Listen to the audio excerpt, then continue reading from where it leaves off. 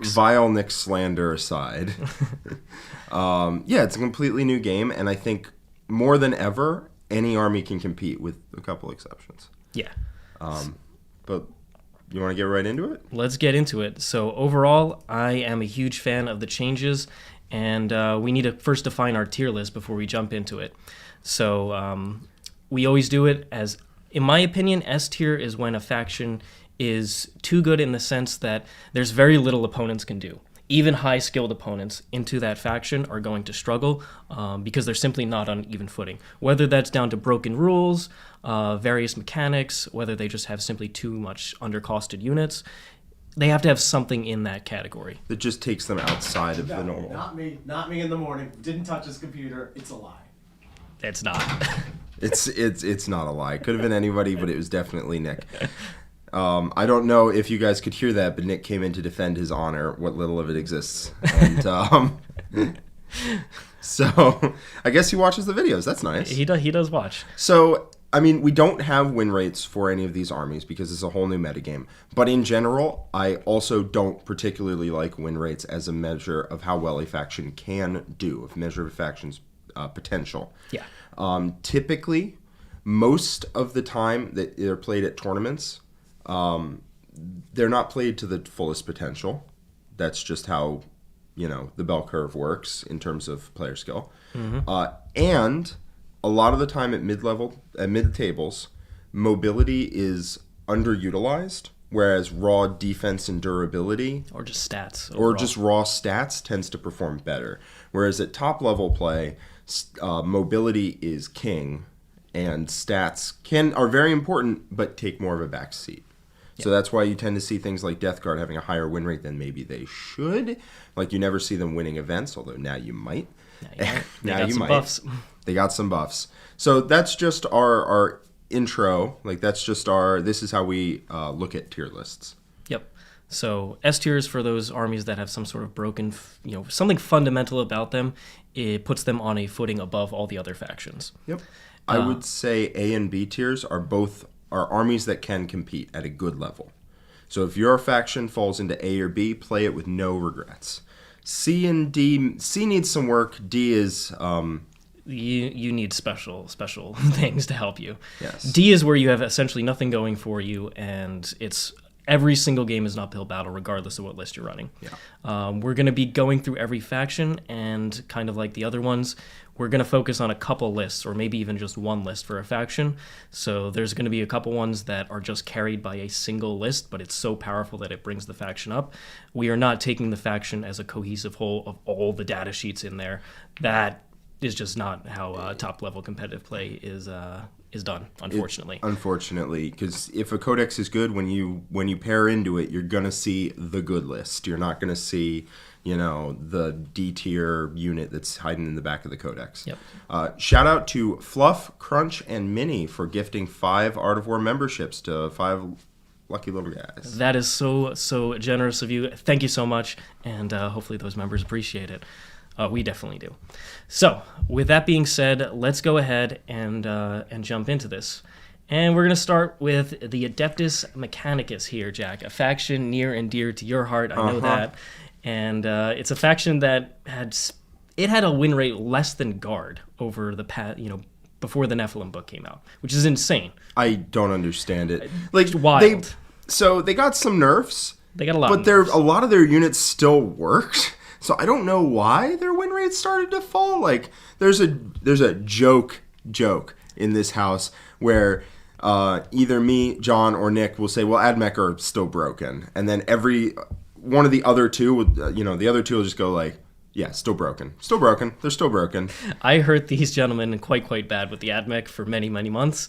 And they're still reliving that. They're still broken. Like, what do you want from me? Their rules barely changed. They received a ton of nerfs. However, coming into the NEPHILIM world, they went ahead and got some secondary updates. Eradication of the Flesh, which was their main one, was nerfed, and the other ones weren't buffed. Yeah, that was a big one. So they lost access to Stranglehold. So their secondary game has changed. However, they got a couple nice points decreases to Cerberus Raiders and Ruststalkers, units you always see. And then finally, on top of that, they got some they basically had a lot of their nerfs from the first 2 rounds of nerfs on Admech reversed. Yes. And big one being Iron Striders regaining core. This means Admech has a legitimate anti-tank unit. For a long time, they simply lacked the raw long-range damage firepower outside of Rangers to scare opponents and their tough units from coming out and contesting the middle of the table. Yeah. Iron Striders with core benefit from every single good rule in the book. Because it's all Skitarii core locked, essentially, in my mind. So they can be hitting on 2s all the time, rerolling 1s to hit, 1s to wound. They have access to ignore AP 1 and 2, count as in cover, fall back and shoot now. They've got the whole suite of it.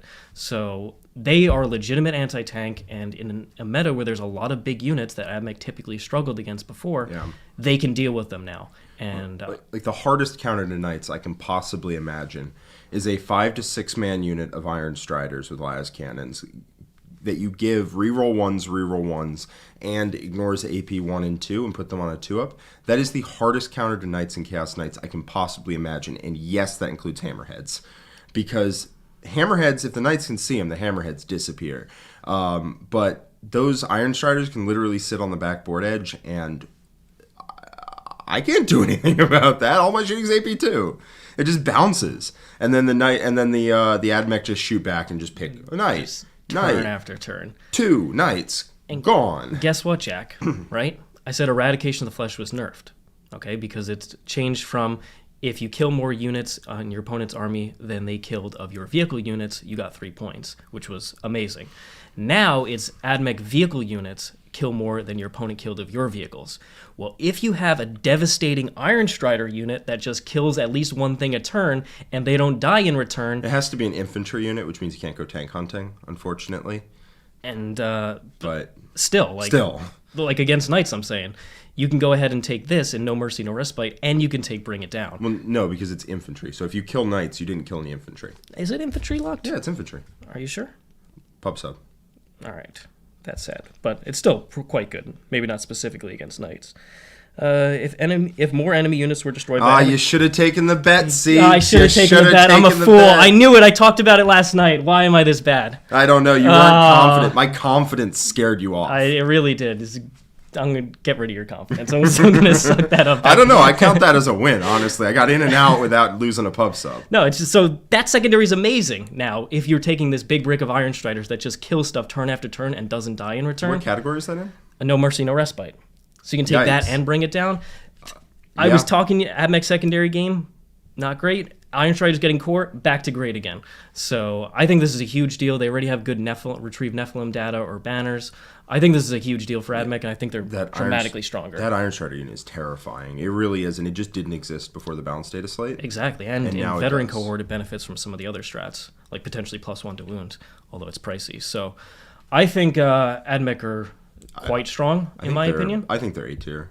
I think the inclusion of literally Iron Striders being a thing that you can... It's not that Iron Striders, like, they used to be fine. You take them in Mars, they reroll some, and they're okay. With Core, they become, like, you can just layer every single buff on them, and now you're just, I can't do anything about this. Your opponent, they just pick up all that durable stuff, and that lets the Rangers focus on all the chaff units instead of pumping CP and Rangers to pick up their durable units. You have this new tool, and it forces opponents to play more conservatively because Iron Striders will do that long-range crippling damage.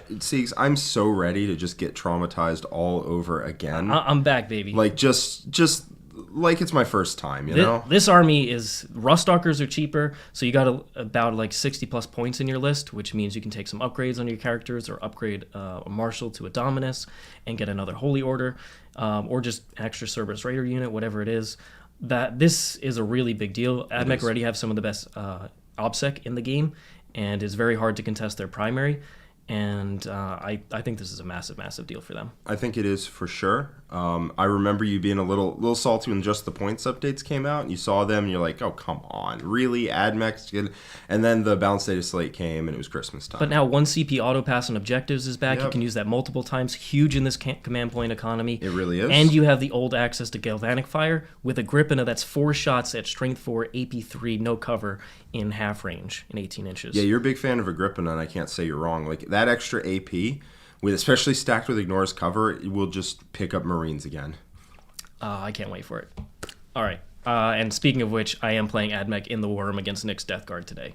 I just set up that game. So That should be a fun one. That's a classic. That's Nick's. I think that was the first time Admech came out. You played them into Nick's Death Guard. Nick was like, what are all these rifles going to do? These anti-infantry guns, right? And then you shot and picked up a to the last Terminator unit one shot.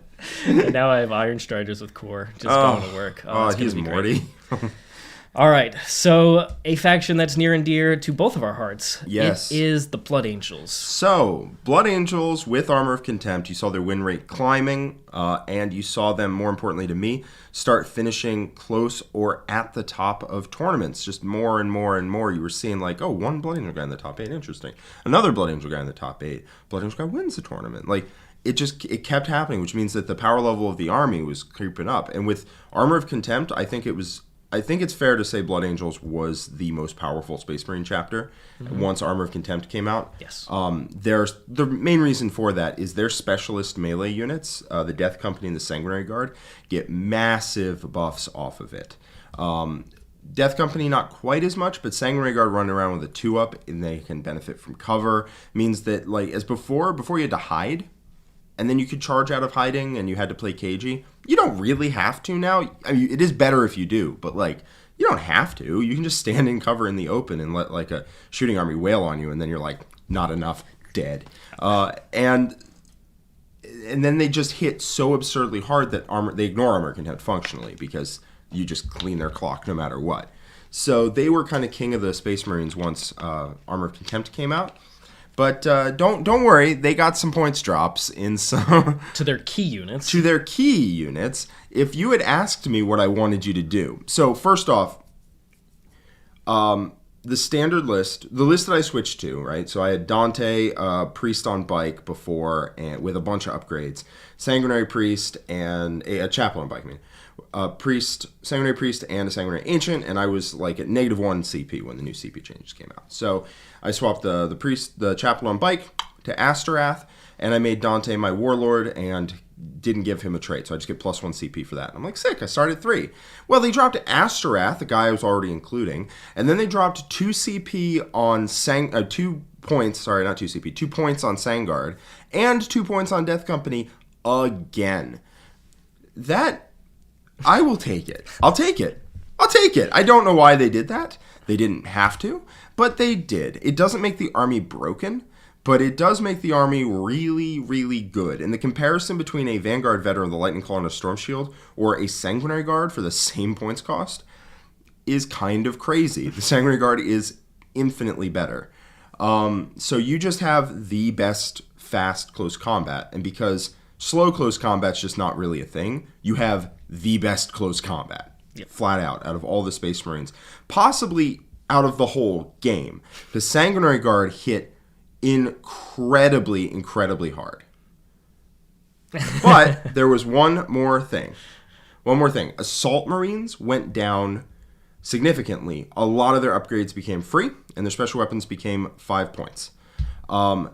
Blood Angels had a very overcrowded elite slot, and now that their fast attacks can take some units that are good, right? A 90-point Assault Marine unit with 2 plasma pistols, a plasma pistol, and a Lightning Claw, and the Sergeant. All of those upgrades, including the jump packs, are free. So now they're 90 points for those 5 guys. That's amazing. 90 points is amazing. Insane value. So now you can just take 2 of those units in the fast attack slot and still have Sanguinary Guard, Death Company, and the Sang Ancient in there. The lists are just taken off. And I think Blood Angels catapult straight into A tier. And where they always were, if you were listening to me. They are amazing Space Marine faction. I do agree that they are the best Space Marine faction. They take advantage of the more recent rules, and they love the new missions, which are more aggressive because more objectives are in the center of the board. They love that opponents can't sit back to the last and just trade basic units for Stranglehold. They love all of that. Yeah. So they just fit the whole context of this game super well right now. I think they're amazing. All right. Nick is mad that I'm talking about Blood Angels for a while. He's just upset that he's not, he can't feel anymore. He can't feel about 40k, and he's angry. Well, we're going to another faction that you love, Black Templars. The Jack Templars. The Jack Templars, and they are kind of the opposite of Blood Angels. They are slow, grindy combat, and as I just said, slow combat does not really work, unfortunately.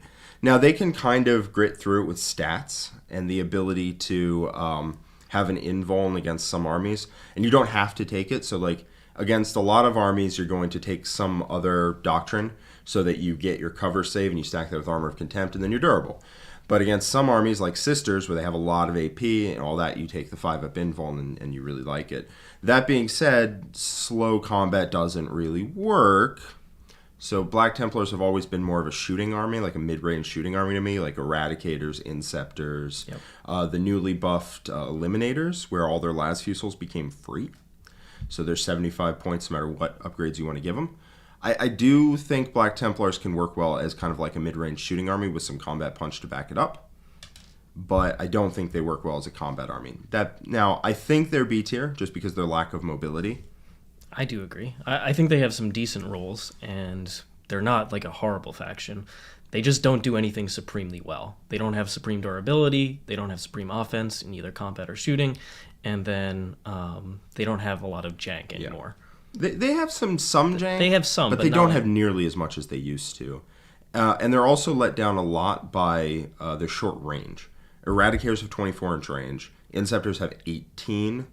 And if you want to include some Dreadnoughts, those are really expensive right now. I don't love any of their long-range shooting options. And so I would slot them pretty neatly into B tier as just a slow, grindy... If you're slow, you present your opponent a problem, and then they have all the time in the world to try to solve it. And if they're unable to solve it, then you win. But if you're playing against a good player, what they're going to do is they're going to solve that problem. They're going to see a unit in the center of the board. They're going to come up with a way to deal with it, and you have a lot less of a way to interact with them than they do with you. Yeah. And so against high-level players, taking your options off the table is a death sentence. Yeah. We put that critique on Death Guard for a while, so we'll see if that remains true now. Yeah. Chaos Knights, Jack. Chaos Knights. How did they change?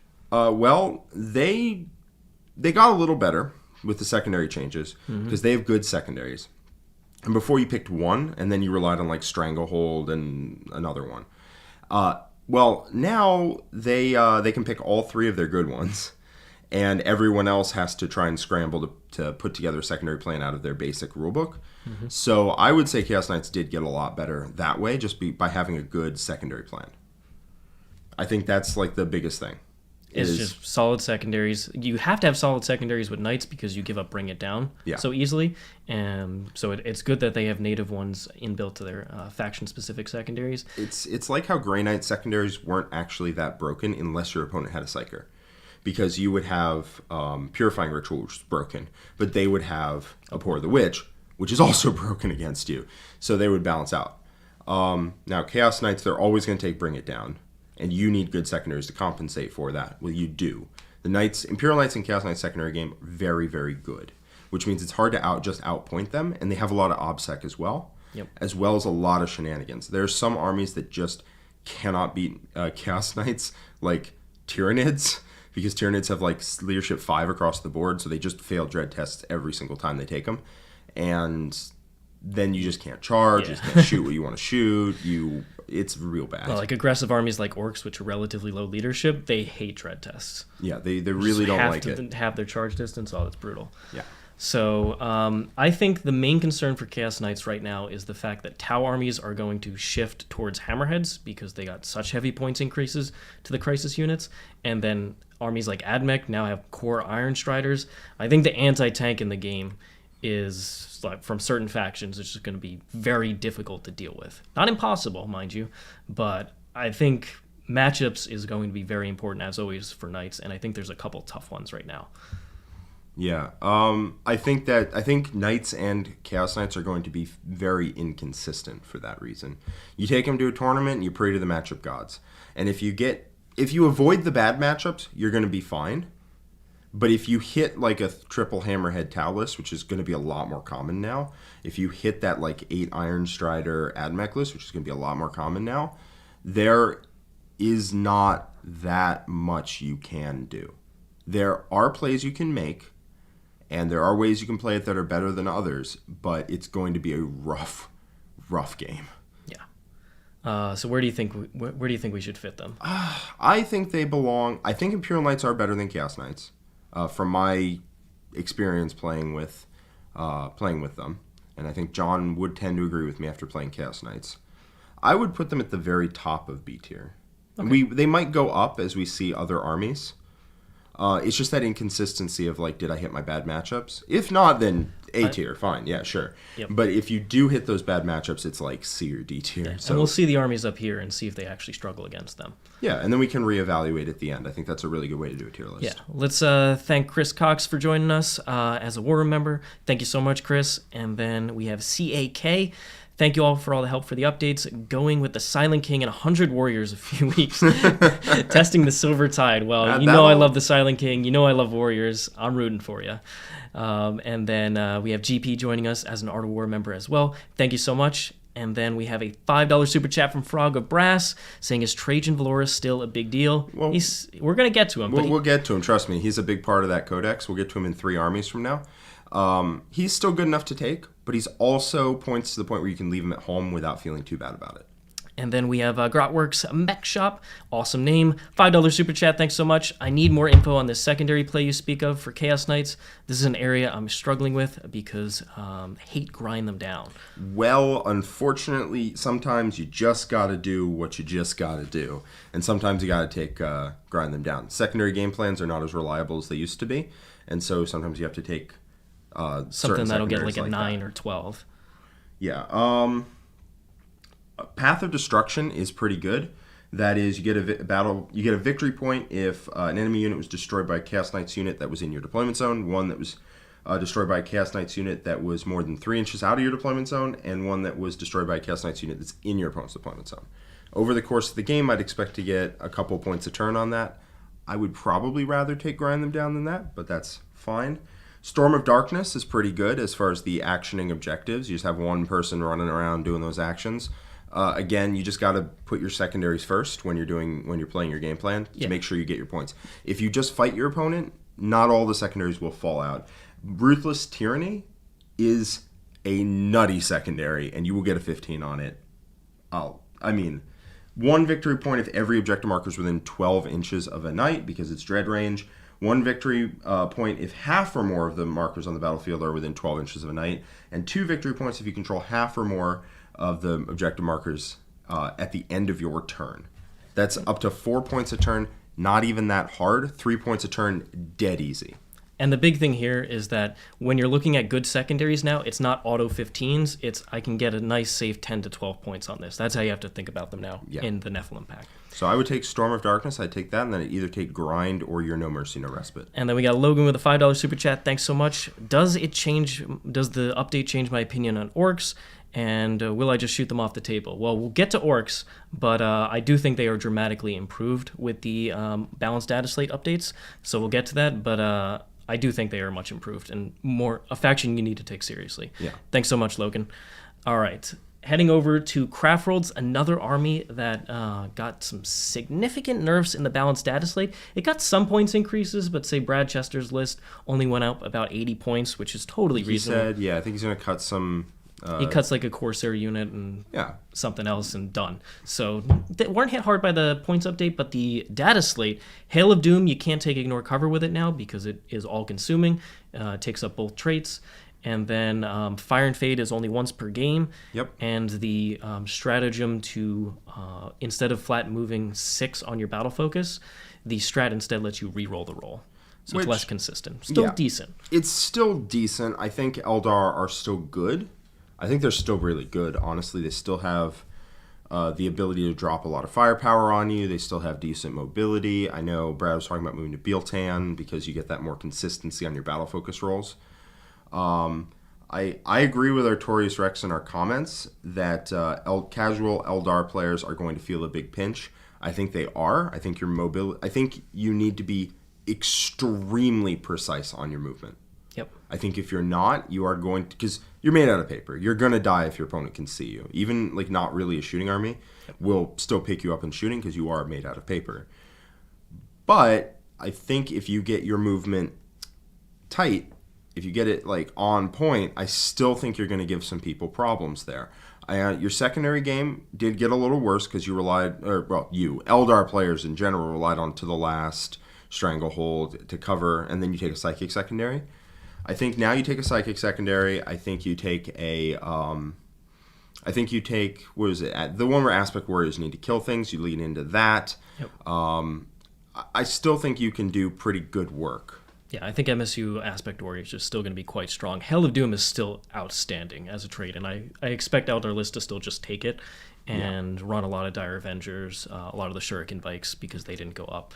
So I think Eldar aren't changed as dramatically in their list design. It's in how you play the army is tougher, which it needed to be because it was, at the top level, it was just so easy to not lose anything. Yeah. I would still put them in A tier, personally. I think they're still A tier. But I do think mid-level players are going to start to struggle quite significantly with the army. Yes, I think their win rate won't be crazy because the average player is going to struggle playing the army at against better armies, or even against equal skill opponents, because it's much easier to make mistakes now. Yep. So it's still an army that's going to reward skill, in my opinion. Yeah. Moving on to Chaos Space Marines, a new army. Brand new. If you haven't checked it out, Nick and Jack did a 5-hour review of the Codex that we released this Saturday. So go back, check that out. It's got every single breakdown of all the rules in there, and there's so many that this book has a ton of depth. Tell us about where you think Chaos Space Marines are going to fit, because we don't have any data on NEPHILIM. We can't base anything on win rates, like we said, and we typically don't like to anyway. But this is just a completely fresh faction as well on top of that. So this is just my take on the army after having read the book maybe 20,000 times and playing a couple games with it and watching a couple games with it, watching Mark play, watching Nick play, watching me play with it. So this is just a first take. This is where I think the army is going to be. I think the army is strong. I do not think it is broken. I think that it is A tier for sure. It has some... So the army it has some broken mechanics. Abaddon is just straight up too good. He is. For 300 points, he's like Vol on crack. And then... He's like a Vol in Catan. He's like a Vol Catan. Yeah. With just absolutely crazy rules, and he can receive like every buff. So Abaddon is definitely crazy. Then the chant for 4-up to hit, no rerolls to hit is pretty good. That playstyle tends to lead into having like one unit leading the charge, and most armies can still kill one unit. There's an interaction where you can make Cursed Earth 12 inches, which is pretty nutty. There's Lord Discordant that is almost impossible to deal with and will kill anything on the charge. So there are a couple interactions. CSM definitely has some of the best characters in the entire game. Not even some of them. They have most of the best characters in the entire game. Their characters are insane. Their units, less insane. Honestly, they're just good. Like across the board, they're just good. They're solid. Nothing stands out as like, oh, this is too crazy. And that's a good place for the army to be, honestly. Mm-hmm. They layer buffs. A lot of the army seems built in such a way where you can't take the thing you'd want to take on it to make it really like too good. Like Havocs, I'd really like an icon. You can mark them because they're core, but you can't give them an icon. So you can't give them Icon of Tzeentch to make all their guns an extra AP. Okay, that's fair. Possessed, they're not core. You can't mark them, so you can't give them any of the like Slanesh upgrades. You can't give them any of the core stuff. So they're just a data sheet. Okay, that's fair. Terminators, kind of expensive, but their damage output, and they're very durable if you stack buffs because they are core. But offensively, they're not all-stars. They're good. They will kill a lot of things, but they're not going to be just like dropping a knight in a hole unless you spend a lot of points on Power Fists. So I think the book is actually remarkably well balanced. Some of the HQs are too good. Now, you can play basically any legion in the book. Night Lords stand out to me as the worst because their chapter tactic, as some guy posted in our comments, a dissertation about, basically don't work on any faction, which is unfortunate. Night Lords are probably the worst. They're probably the only one you can't really take. But they have OBSEC shenanigans, so you can still play them well. They're better than like Raven Guard, for example, which is their closest analog. The rest of the legions, very solid. I anticipate that we will be doing a legion tier list at some point in the future. Mm-hmm. But a lot of the legions you can run. Black Legion, Emperor's Children, Word Bearers stand out to me as probably the strongest. Maybe Creations of Bile, maybe Red Corsairs. But like, listen to that. That's 5 legions right there. Like, so you can basically play anything. Iron Warriors have a lot of play, I think. I mean, I'm just forgetting some. Alpha Legion are probably the second weakest. But like, I don't need to go over the entire legion tier list here. You can play basically whatever legion you want. And I don't think the rules are super, super broken.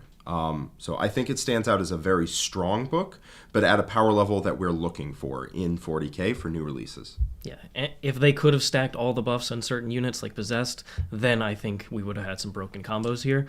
I think, like you said, Abaddon was the thing that stood out to me as it's just undercosted, like, come on, and some of the other characters.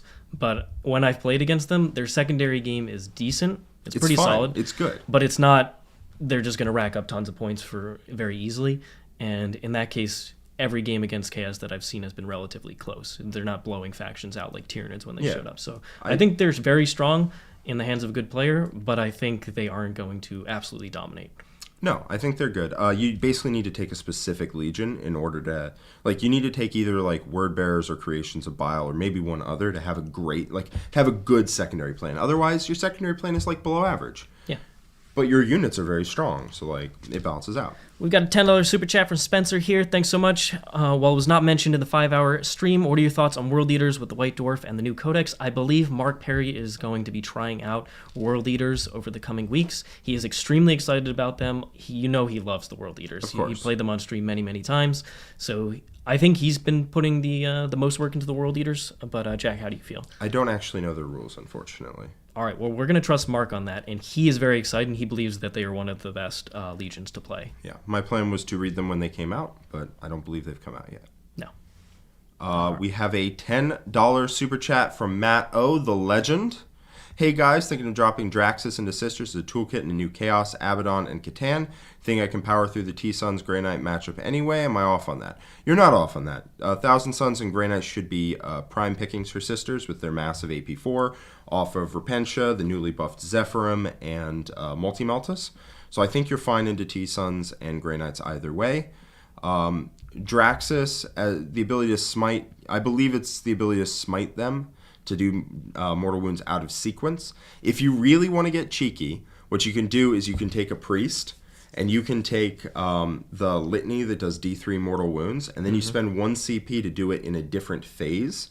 So you can do it in the morale phase, you can do it in the movement phase, you can do it in your command phase, any of that. And you can do D3 mortal wounds out of sequence to, I don't remember if it's the closest.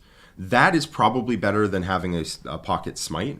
You can also consider having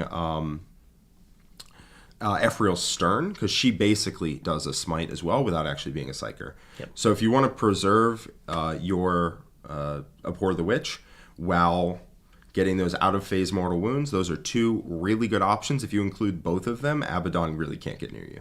Yeah. All right, heading over to the Adeptus Custodes. They had some minor points increase. Trajan went up quite a bit. Trajan went up and 40. And then a couple Dreadnoughts went up by 10. The Achilles and Galatus both went up by 10. I still think Custodes is in a great place. Yep. Unfortunately, that is one particular build. Yes. I think their builds have narrowed down to only a couple data sheets that are worth running. But the data sheets that are worth running are very powerful. So tell us about it, Jack. So the data sheets that are really good, first off, Venerable Contemptor Dreads have flown under the radar somehow. When the book came out, we all just laughed at the Venerable Contemptor because they look like Dread. just a meme. They look like an idiot. We compared them immediately to the Venerable or the Contemptor Dread out of Space Marines, and we're like, that's terrible. And so this one's terrible because it's the same thing, right? No, it is way, way better. Ballistic skill, weapon skill 2 instead of 3. It has a 2-up armor save, and it has a 6-up feel no pain. And that's for 5 points more. It is a phenomenal dreadnought, did not go up in points, and basically I've played with it several times since basically John and I, in the middle of the tier list, discovered it was actually a good unit. As far as I know, that was the first time anyone has ever realized it was a good unit.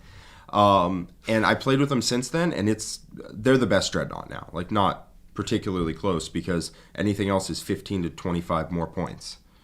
So, though they carry the book, Caladius's didn't go up and were the best unit in the book already, so I want to take like 3 of those.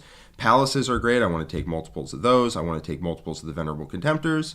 I want to take some Bite Captains. That list has a lot of legs. Yep. Oddly enough, doesn't actually, because it flies a lot. There's a lot of grav. There's a lot of grav. And that list shoots really hard, moves really fast, and is hard to just stop from poking around flanks and shooting you. Especially with the redeploy in there. Especially with the redeploy. And if you go first, you can get really aggressive with the Caladiuses, and it's hard to stop. If you go second, Stand Vigil as a secondary is nuts. It is better Stranglehold. And if you have better Stranglehold in your back pocket alongside Banners and Grind, your secondary game plan is actually pretty good. So your secondaries are good if you go second, and your aggression is top-notch if you go first. So you just have to play that very differently. But I do think that one build is very good out of Custodes. Unfortunately, it's the only one that I think is good out of Custodes. But as we said in the beginning of this video, you know, that's what we're going off of. Because that's how competitive 40K works. You're going to see the best things out of each book. Yep. Where do you see Custodes fitting in? I think they fit in. I think they're A tier. With that build, as I said, with that build, I think they are A tier. I think if anything in that build gets nerfed, they drop precipitously. Like if Caladiuses go up like 20, 25 points, Custodes are in a rough way. They just are. That one build is very strong, shoots very hard, is very fast, and very durable. You can also just take 3 Venerable Contemptors, 3 Achilles, 3 Caladius, and some characters, including Trajan. I've run that list. That list can run people over horrifically. Yeah, it's very much just a stat check. Can you deal with this? Can you deal with it quick enough before I just run through the middle of the table and pick up your key units, and then it's over? Yeah, you put them so much on the back foot, they can't contest any of your secondaries or your primaries, even if you have little to no OBSEC. Yeah. Which is just a great, like, it's a great proactive game plan. I think Custodes are still doing really well in a Dreadnought and Speeder build. Unfortunately, just that, but I still think it's strong. We have a question here that I've asked myself quite a lot. Dorian asked which weapon for Caladius, and that depends on what you're trying to counter. Right now, I think Iliastus, Mass Iliastus is your best bet in 2 Sisters, which we haven't gotten to yet, and Blood Angels and Eldar and all those. It's really good into Admech because it's AP3, so they can't ignore it. If you're worried more about vehicles, I would take more Arachnus, but right now Iliastus has it for me, and Mass Iliastus. Speaking of the next faction, it's Chaos Demons. This is an army that you don't see too often at the top tables because it is an 8th edition book. It's one of the few remaining. On top of that, it hates the CP changes because it likes particular data sheets and it doesn't want to pay all the extra command points to make their greater demons exalted, which is kind of the key buffs to make them work. So they got hit pretty hard there. They did get secondaries, which is a big deal for them. And unfortunately, none of them are amazing, I believe, Jack. The Demon ones? I don't think so, no. And there's one that's leadership shenanigans, and their data sheets are still 8th edition style. This is an army that was struggling. I expected to see something in the data slate for them, personally. With all the effort that's going into Imperial Guard, Demons are only a bit above them, and now I think they're probably worse than Guard. After Guard has gotten several buffs in a row, I think they're the worst army in the game. I don't think there's a question here. I think they are the worst army in the game. They are on the struggle bus. I have to imagine because they didn't get anything to the data slate, they will be coming up. Like, it has to be. But unfortunately, Demon players are just like, we're getting something eventually. So it would have been nice to see them get anything, but they don't have anything going for them. If you take Exalted Demons, you're at like no CP, and you give up Abhor the Witch. Their data sheets just die instantly to any sort of good shooting in the game. Yeah, it's like an army that wants to sit in front of you at toughness 3 and 4 and a 5 at Binvol, and that's just not... It's not a thing. It's just not it. Like, you can take monsters, you can take the Slanesh monsters, but in this metagame, they disintegrate so fast. You can take Be'lakor for the defensive bonuses that he gives, and he's relatively defensive, though pricey. It's still not enough. Now, that build, I assume, becomes more interesting. We finally got half of the book that interacts with Be'lakor, so the Chaos Space Marine book. It'll be interesting if Jack or Mark goes back and explores Bellacor's rules with the new Chaos Space Marine book. I'd be interested to see that, but for now, I just think Demons are struggling. They're really on that struggle bus. I'm seeing a lot of things here in chat about how Custodes can't possibly be A tier. They had a really high win percent, and all that changed was that Trajan went up 40 and Dreads went up 10. They were, after their nerfs on the first balanced data slate, they've still been doing extremely well. Yeah, they've been doing very well. They've had I think a high 50s, almost 60% win rate at tournaments consistently. And about 60 points of nerfs is not going to drop them out of that. No, because the rest of the armies at the top drop down quite a bit more. And so they are massively helped by the top of the game coming down. Yeah, Custodes will start at 0 CP and you're fine. In that Dread and Caladius build, you don't need CP early, so you have 3 by the time you need interrupts. Your interrupts on objective are 1 CP, and the only thing you really need to do is fall back and shoot and act at top tier with Caladius, and that's it. And so you can start at 0, everyone else starts at 0 and they start breaking out in hives. Custodes can start out at 0 and be fine. And so I think they actually got more powerful with the updates because everyone else got worse.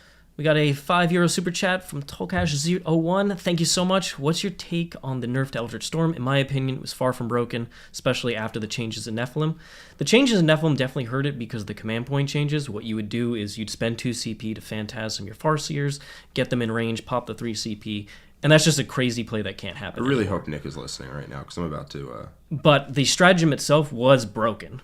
It should never have been that strong. It wasn't actually... A lot of times people would spend 2 CP to redeploy, 3 CP to drop Eldritch Storm, and 1 CP to reroll one of the casts. And that's a 6 CP adventure that is almost never going to be worth it.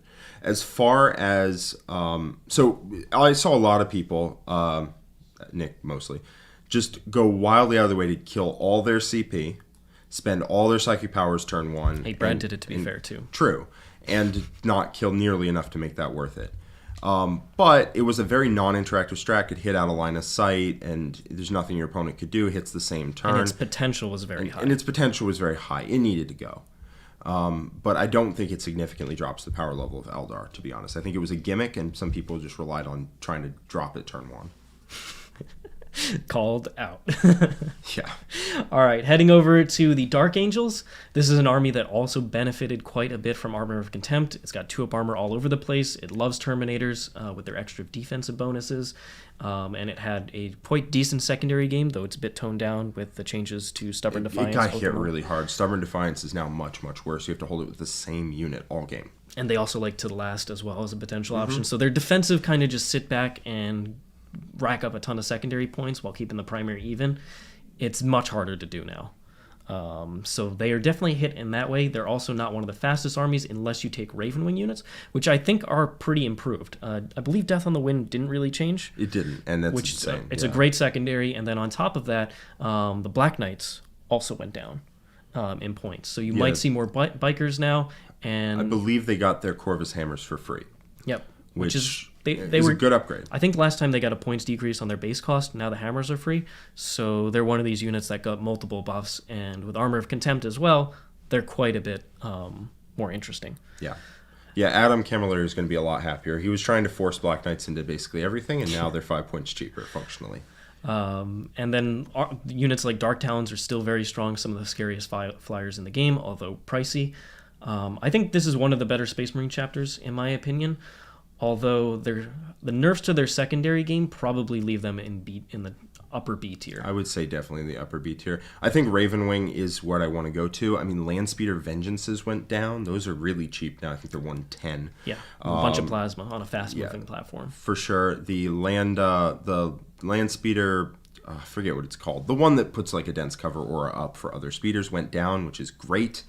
I'm really excited to see it. I think their planes, I can't remember the weird names that they give everything. Dark Talons, thank you. The Dark Talons are really good right now. I think that a lot of their speeders are really good. Land Speeder, or Storm Speeders, Storm Speeder Thunderstrike, I believe, the one that hits on 2s. That build is very, very solid.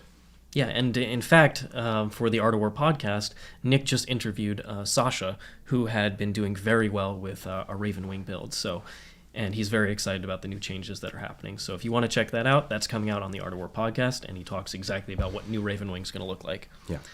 All right. So I would put that like under Chaos Knights for sure. Yeah. But I think above Black Templars. I'm more excited for them. Yeah, I think they just do shooting better. Yeah. Because they have farther range and faster. Exactly. And their secondary, that Death on the Wind is really good. And Black Templars really didn't change with any of the updates. Oath of Moment got a little bit worse. It did, which is a big deal for Black Templars. Yep. Death Guard. Talk about changing. Talk about an army that Jack and I we just went after them. That was And so funny last time. Yeah. Last time we just like went on and on about how every single buff they got was like a big deal for them, like how they really wanted it, and then we were like, anyway, C tier. And people came after us for that. And guess who was right? It was us. It was not the people in chat. Sorry, chat. They got OBSEC on their Terminators, and they got Armor of Contempt, which are massive changes. They got even more this time around. They got all those points increases they got in January, which they didn't deserve. They went back down. And then on top of that, Plague Marines have their whole host of war gear free now. And that's not a typo. And Plague People are Burst saying Crawlers it's a went down typo. again. It's not a typo. That's intention. So with Plague Marines having all their weapons free, we tested this out last week with Necrons versus Death Guard. And let me tell you, Plague Marines are not to be messed with. No, with they all are those not. weapons, and they have a stratagem that they can carry over damage. So 2 damage against one wound models will spill over into the other models. It's an insane rule. Yeah, he picked up like a 20-man He Necron Warrior easily break. picked up a 20-man Necron Warrior Blake with one Plague Marine unit. It was insane. So I forgot that strat existed, but now that I remember it, it is amazing because they can carry all these special weapons for free. So they got a decent amount of shooting, not great, but their combat is very legitimate. Very legit and much cheaper than it was, and you just won't kill them at the speed you think you will. Plague Burst Crawlers went down a good amount. Morty went down 40. Went down 40. Yep. So the army that is what the army needed, honestly. Like, it didn't need Terminators to go down like a point, or it didn't need... Terminators went down 5. They so went down yeah, 5. exactly. They reverted nerfs. Which they should have. They awesome. should have. They didn't... Honestly, Plague Marines, the crawlers, the bloat drones, all of that, those are all really strong. Mortarion going down 40 is a big deal as well. So I do think this army has moved up a tier. It has, in my opinion. It has not moved up to A tier. Its secondaries were also improved in the NEPHILIM update. So Spread the Sickness, you get extra points if you do it in No Man's Land, which I believe it's 4 points. That's just awesome to do. Yes. Because you are going to be standing on those objectives, and you can start the action if enemy models are on it. Huge deal for Death Guard because they hate enemy models on board. And I think it's just... what was the other one? Spread the Sickness? Yeah, well, there's one where if they kill... Oh, yeah, that's If they right. kill 7 models, they get a point. If they kill 7 models with plague weapons, they get like another point. One of these is 2. Like if they make an enemy unit run, like lose any models from running away, I think it's 2. And if any of those models died to plague weapons, it's another 1. I think it might be one of the kill ones is 2 as well. There's a lot of 1s and 2s in there. They have a good secondary game. Now, their secondaries do rely on the most part of them surviving into the late game. Especially Despoiled Ground. Despoiled Ground is too good to not take, but then you need to live to the end of the game. Yep, and their army is about, I'm going to shove my army in the middle of the table, whether it's tons of Plague Marines, backed up by Mortarion, or just Blowtrones, Death Shroud Terminators. Just a lot of beef in the center of the table. If your opponent can't deal with it, you will run away with the score. Not only the primary, but the secondaries. If you go with a 12-inch aura of you don't count as charging off of a Ferryman... so good. Yeah, off of Ferryman Foul Blight Spawn, then, like, combat armies cannot beat you, full stop, end of sentence, they can't do it.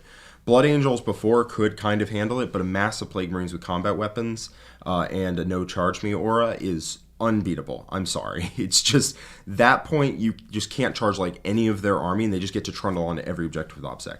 So you have like one really good matchup, which is any combat army.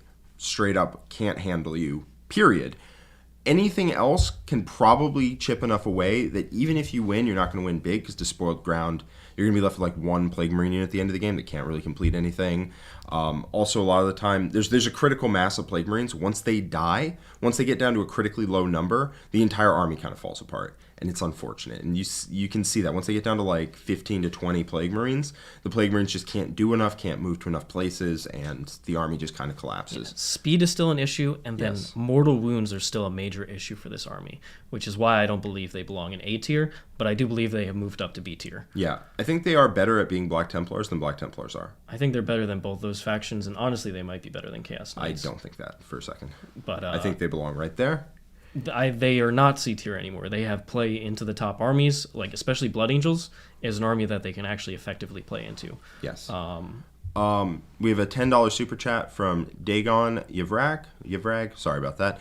Do you guys think they'll make the free war gear option for other factions as well? Mainly asking for wishful thinking surrounding orc knobs getting free gear. I think that was their, like, this is how we try and make the unit good. Bam. And it's like the big thing that they can give to an army. I don't think orcs need that, whereas Death Guard really did. To be fair, Assault Marines got a similar treatment. They did. Of some free war gear. So, I mean, I think a lot of war gear is a little overpriced. Some of the unit upgrades are as well. So seeing them get free or very cheap would be nice. Yeah. We have a $2 super chat from Gil Gain. How would you rule Morty's Warlord trait? 4 CP or 1? 1. I would just 1 CP for all 3. Yeah. It's 1 CP off. I believe they put that in the Warhammer community article as well. So I'm sure that'll be confirmed in an FAQ or whenever it comes up. TOs will rule that way. So let's move on to the Drukhari here. Drukhari are an army that benefits from the rest of the game coming down for the most part. And for their secondary changes, Herd the Prey was nerfed, which was their automatic, I just get 15 points, no problem. It was the highest scoring secondary in the game for a while. However, they can do behind enemy lines and engage very easily, so they're not hurting in battlefield supremacy. And I believe Take Them Alive got a little bit better as well. It did. It actually got, if your opponent has monsters, has a decent amount of monsters, beasts, you're going to take it. No, that's the arena one. Take Them Alive is the other kill one. Okay. Yeah. We'll continue. It has a bunch of qualifiers on it, but it seems like you can characters or monsters. Yeah. You get 3 points for every character or monster killed melee, and 1 victory point for every other enemy unit killed melee.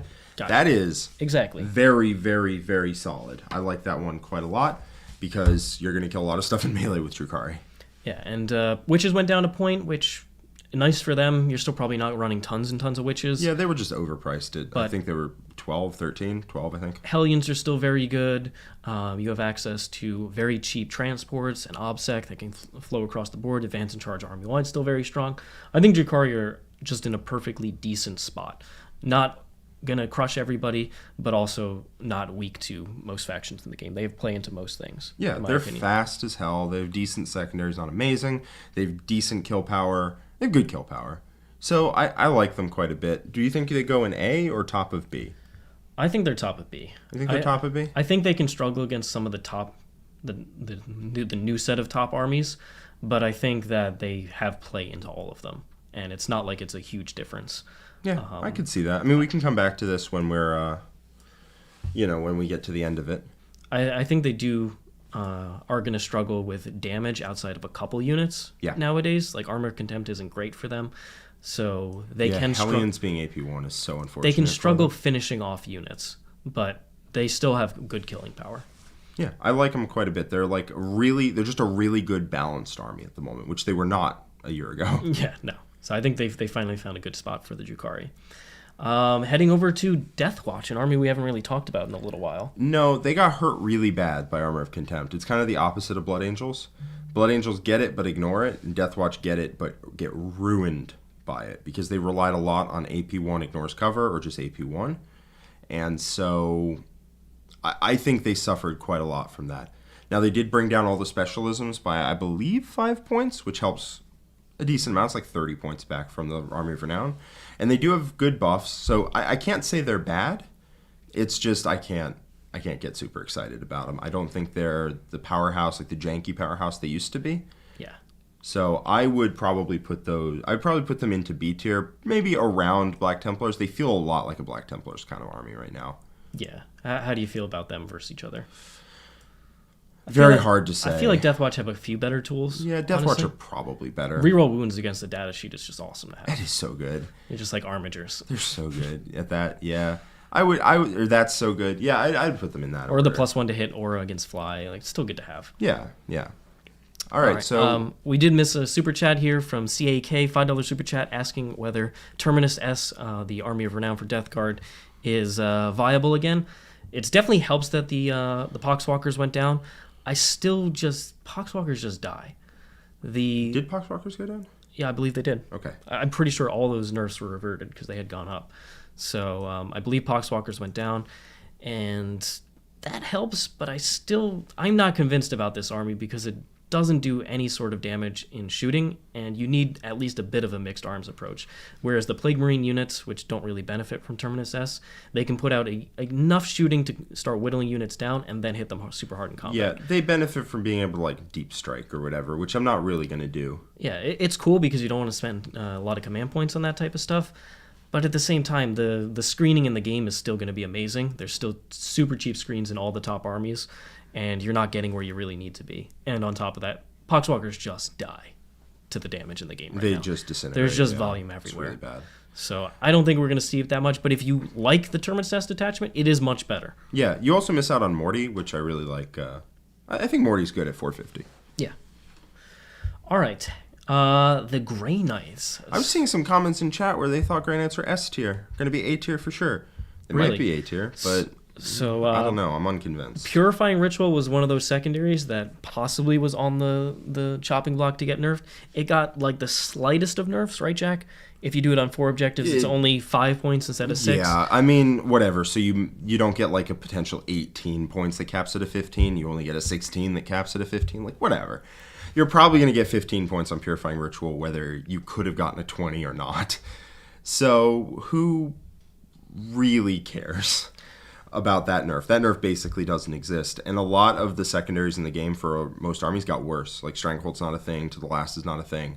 So their secondary game plan, they did get better. They can play a single battalion. They can play Prescient Brethren, which offsets the CP problems. They still rely a lot on CP, so you probably want to start at like 2 or 3 with Prescient Brethren. I think Grey Knights are in a very good spot. They feel a lot to me like Drukhari, where they're just in a very balanced position, but nothing about them. You're not going to pressure you out of a game. They're going to score decently, kill decently. Their kill potential is a little low. If you get into combo with Paladins, they'll kill you, but their shooting is like a bunch of AP 1 and 2. They have some smites up close. Like, they're a very balanced army. I'm never worried about like getting just brutally tabled out of the game by Grey Knights. Yeah, their shooting, because it relies on AP1 and AP2 damage, isn't insane anymore, even though they have volume of fire. The game has just changed in such a way with Armor of Contempt that it's hard for you to kill that much with the Dread Knight heavy builds now. So I think they're perfectly fine. I still believe they have a strong secondary game, which gives them an advantage into most matchups. Yeah. But they're definitely skill intensive. Would have loved to see Terminators go down a little bit. Where are you feeling? Top of B? I think they're better than Drukhari. I could see them being bottom of A or top of B. Let's put them bottom of A. I do think they're a very well-rounded army. And then we can reevaluate at the end. Okay. That sounds fair to me.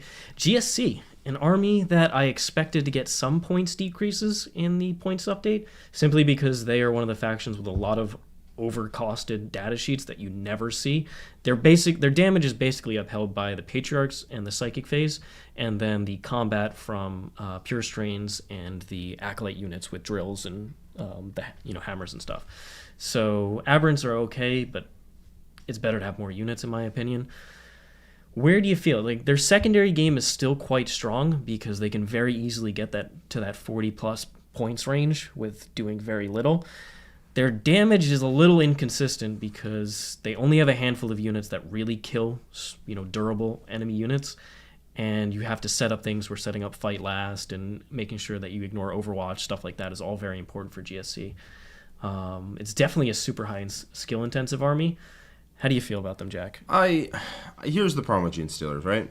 If you play into Genestealer Cult and you have an army that's even remotely durable and fights even remotely well, here's what you do to beat them like every single time. You jam your army straight down at them and tell them do it or else. Yeah. And you don't play cagey, you don't try and outscore them, you just go. And they almost certainly just collapse under the pressure. Most top armies will just be able to jam their army in the center and then jam it into your opponent's deployment zone, and Genestealer Cult really can't do anything about it. In a straight-up fight, they lose almost every time. It is their main weakness. Knights can just push them. Custodes can just push them. CSM can just push them. Admech even can just push them. Yeah. Blood Angels for sure can push them. Oh my god, Blood Angels can push any army right now. Death Guard, just push them. Even pretty much any army we've covered so far, with the exception of Chaos Demons, can just full speed ahead, no respect, into your opponent's deployment zone, and GSC collapse.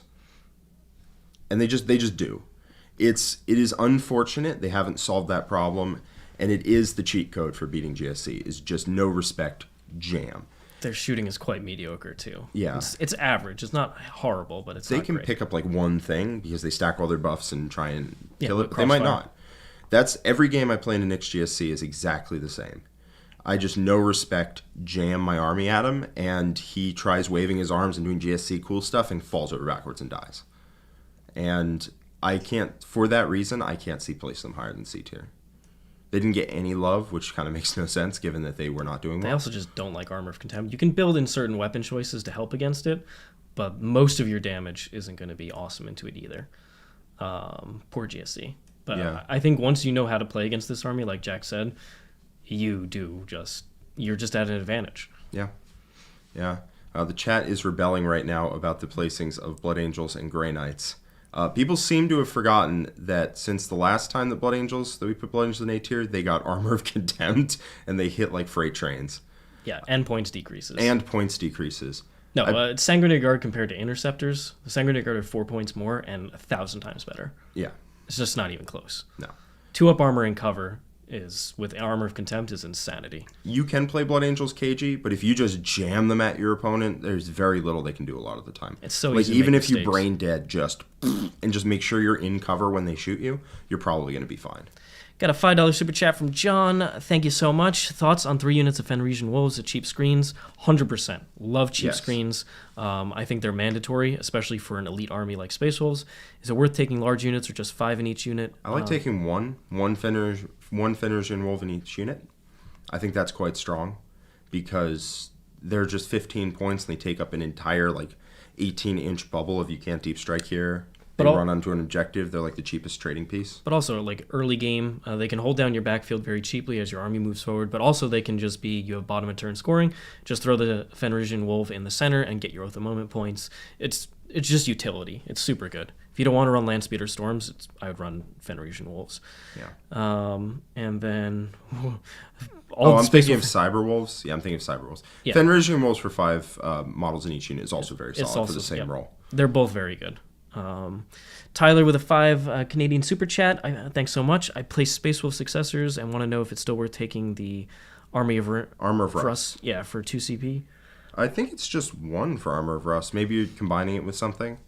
100% it is. It is Yeah. one of the top things on the list you will buy Yeah. pre-game. So definitely would still run Armor of Rust. There's a lot of combat armies up there. Fight last is crucial. Yeah. And then we'll get to their secondaries when we talk about Space Wolves in general. But we'll get there. Don't worry. Yeah. Thanks so much. I would take Armor of Rust for 2 CP, and the fact it's only 1 is pretty good. We got Harlequins. An army that only received 1 points increase, 15 points on the Death Jester, who was he's undercosted for a cheap Harlequins character. Yeah, he just was too low in price. Their the data slate nerfs were more serious. Luck of the Laughing Guard changed quite a bit, right, Jack? Yeah, so instead of getting 3 Luck of the Laughing God rolls and then getting however many you roll for on top of that, now you start with 0 and you just get whatever you rolled, which is likely a big deal. That means that their army is a lot less durable. Light changed to you only get hit on a 4 outside of 18 instead of outside 12, which is also a big deal. Yep. And Dark changed probably most significantly, where if you die, you don't fight on death, you do a mortal wound on a 4+. Up to 6. Up to 6. Which, yeah, you can do that if you've already fought. It's decent. It's not a horrible decent. Roll. The main reason Fight on Death was so obnoxious is because it's essentially free interrupts. It's essentially negates interrupts because you'll still get to attack. Whereas if you fight and you kill your opponent with Dark, and then you're standing there, they're just going to shoot you to death. You're not going to actually do your mortal wounds if you die after you've already swung. This is a nerf. It is a solid nerf to Dark to the point where you probably don't play Dark. The AP on Dark is good enough. They still have good abilities, so you might. But I really like Twilight, and I think Light is still good enough. Yeah, I think they're also actually much closer together. But now, all 3 of the Sedeths. But just a little anecdote: we played a hilarious game to test out Dark very early on after the book came out, where 3,000 points of GSC went up against 2,000 points of Dark Harlequins. Yeah. With the Fight on Death, and the Dark Harlequins wiped the floor. It was a close game. It was a close game, but it's 1,000 points. And the Dark Harlequins won. The Dark Harlequins won 2K versus 3K Genestealers. Which tells you about Genestealer Cult, but also how powerful Dark was. Yep. So this is a sizable nerf for the Harlequins. However, their secondary game is actually very, very strong. They have an awesome Psychic secondary, faction-specific one. They can also do Psychic Ritual. And on top of that, they have one where your opponent sets up objective markers, and if you touch them, you can get a lot of points out of them. Yeah, but they're restricted where they can put them. One is in your deployment zone, which is easy enough to get to. And you have to hold it at the end of your turn. One of them is within 6 inches of the center, also easy enough to just have a unit on there. And one of them's in their deployment zone, but you set that one up, so you get to put it where it is easiest for you to get to. That one's a free 2 to 4 points per turn, fairly easily. That's take your places.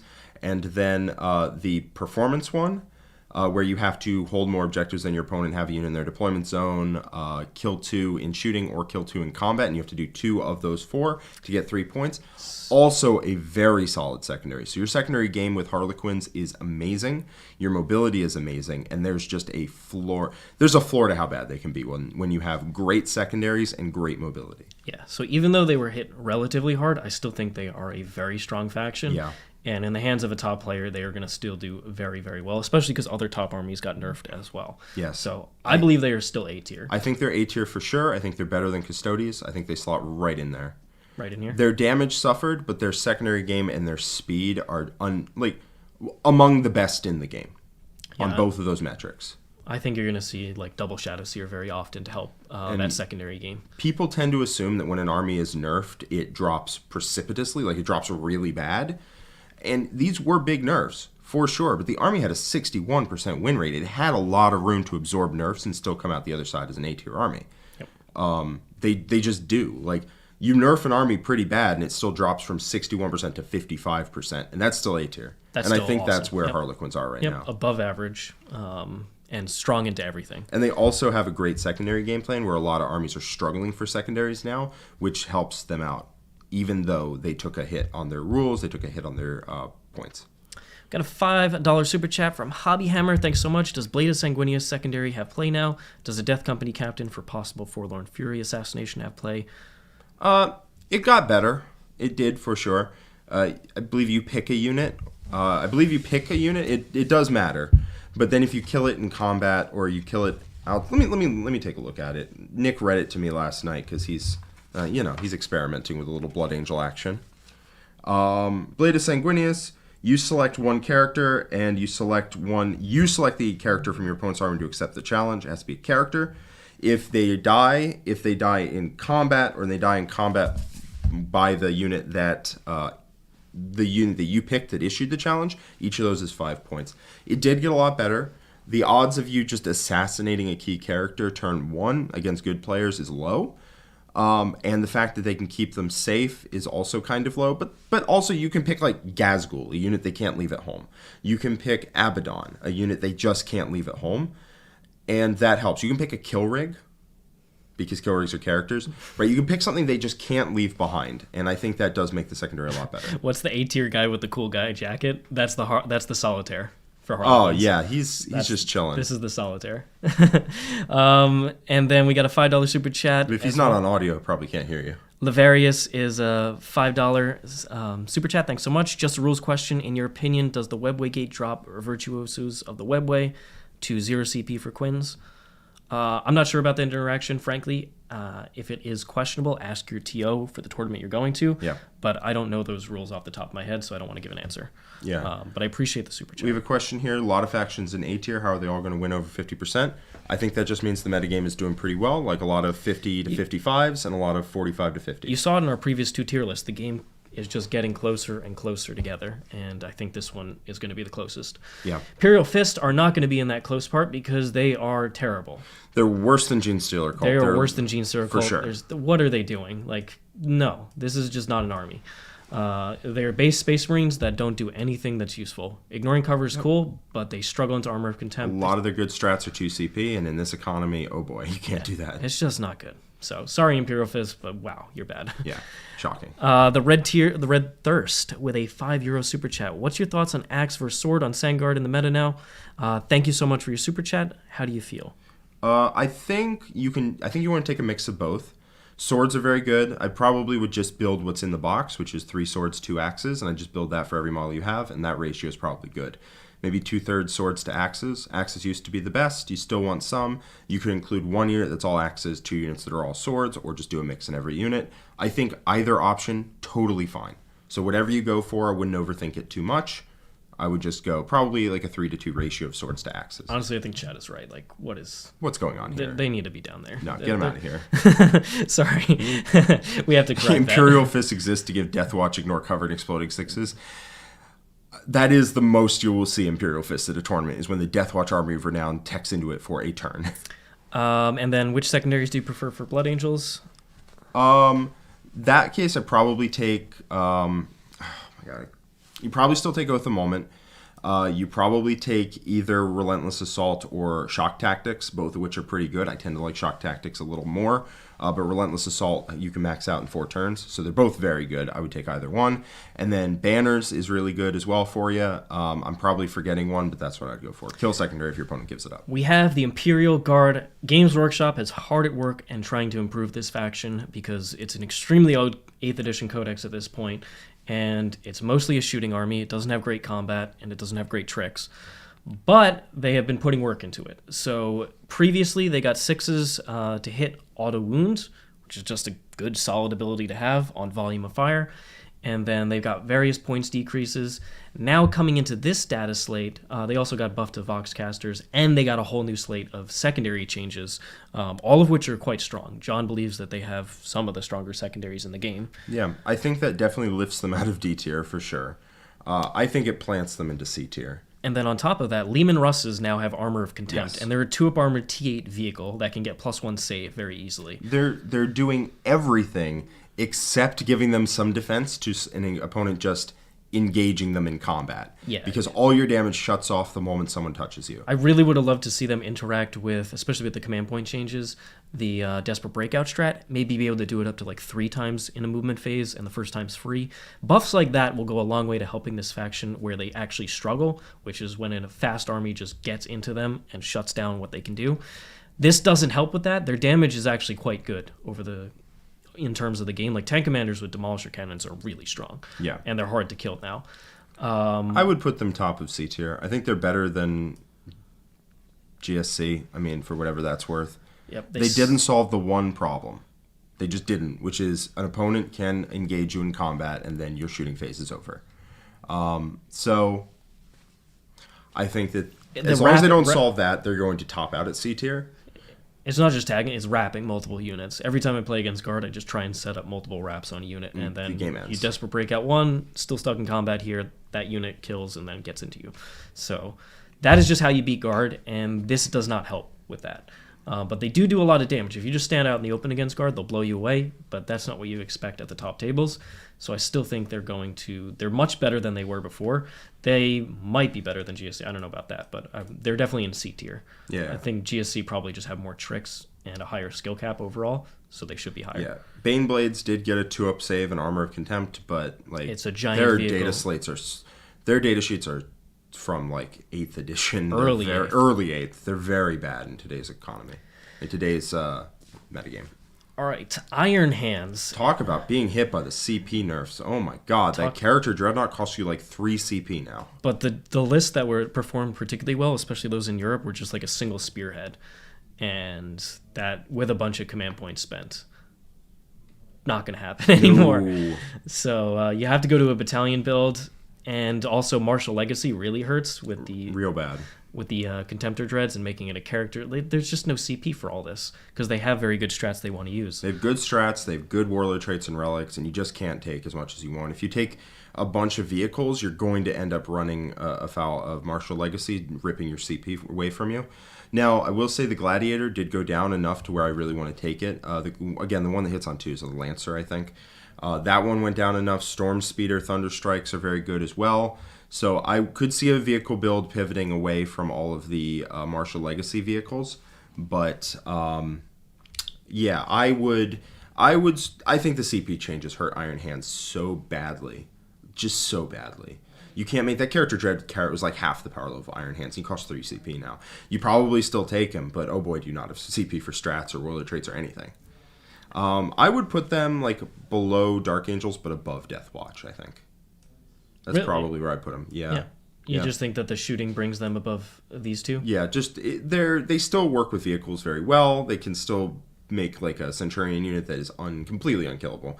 Armor of Contempt, cover, +1 to their save, 5 of Feel No Pain. Shush, see, because they didn't have Armor of Contempt that time. That you killed them all. But Dark Angels just lean into that mech playstyle, I think, a little better with their speeders. Okay, fair enough. We got a $10 super chat from Clown Mode. Thank you so much. Another Blood Angel question. What are the mistakes you've made while playing Blood Angels? What should opponents look to take advantage of? The biggest mistake I've seen people make when playing Blood Angels is they just run their army across the table of your opponent. With Armor of Contempt and the changes and everything, I do think you can still win a lot of games that way. But when you just jam your army into the center with no regard for your opponent's crack pack, as opposed to being a little cagey, you can cap a lot of damage on their turn to the point where you can't really do what you need to do. That's the biggest change. You still want to jump from cover to cover to cover so that when you engage, your opponent has one turn to deal with you or they're all dead. That's almost never enough. Whereas before, if you give them multiple turns to shoot you and to then charge you, like they charge you instead of you charging them, that is where you can just find yourself with no army left. You're like, oh my god, what happened? So, thanks so much for the super chat, Clown Mode. We're going over to Imperial Knights, Jack. You said that you think they are better than Chaos Knights. Why do you think that? They shoot absurdly hard when you have the right build. A Tyrannus build with a Crusader that has a free calculated targeting. Yep. For those 6s or mortals, can get buffed by a paladin, can have reroll 1s. That thing can blow away like any unit in the game on the shooting phase. When you pop those strats, especially since that one's free, they get a lot of CP every turn. Their secondaries are very good, and their Helverins can shoot really hard. Moraxes with the Grav for some AP3 splash in there, I think, are essential given the top armies right now, which is Blood Angels, and we'll get to the other one that you really want AP3 against.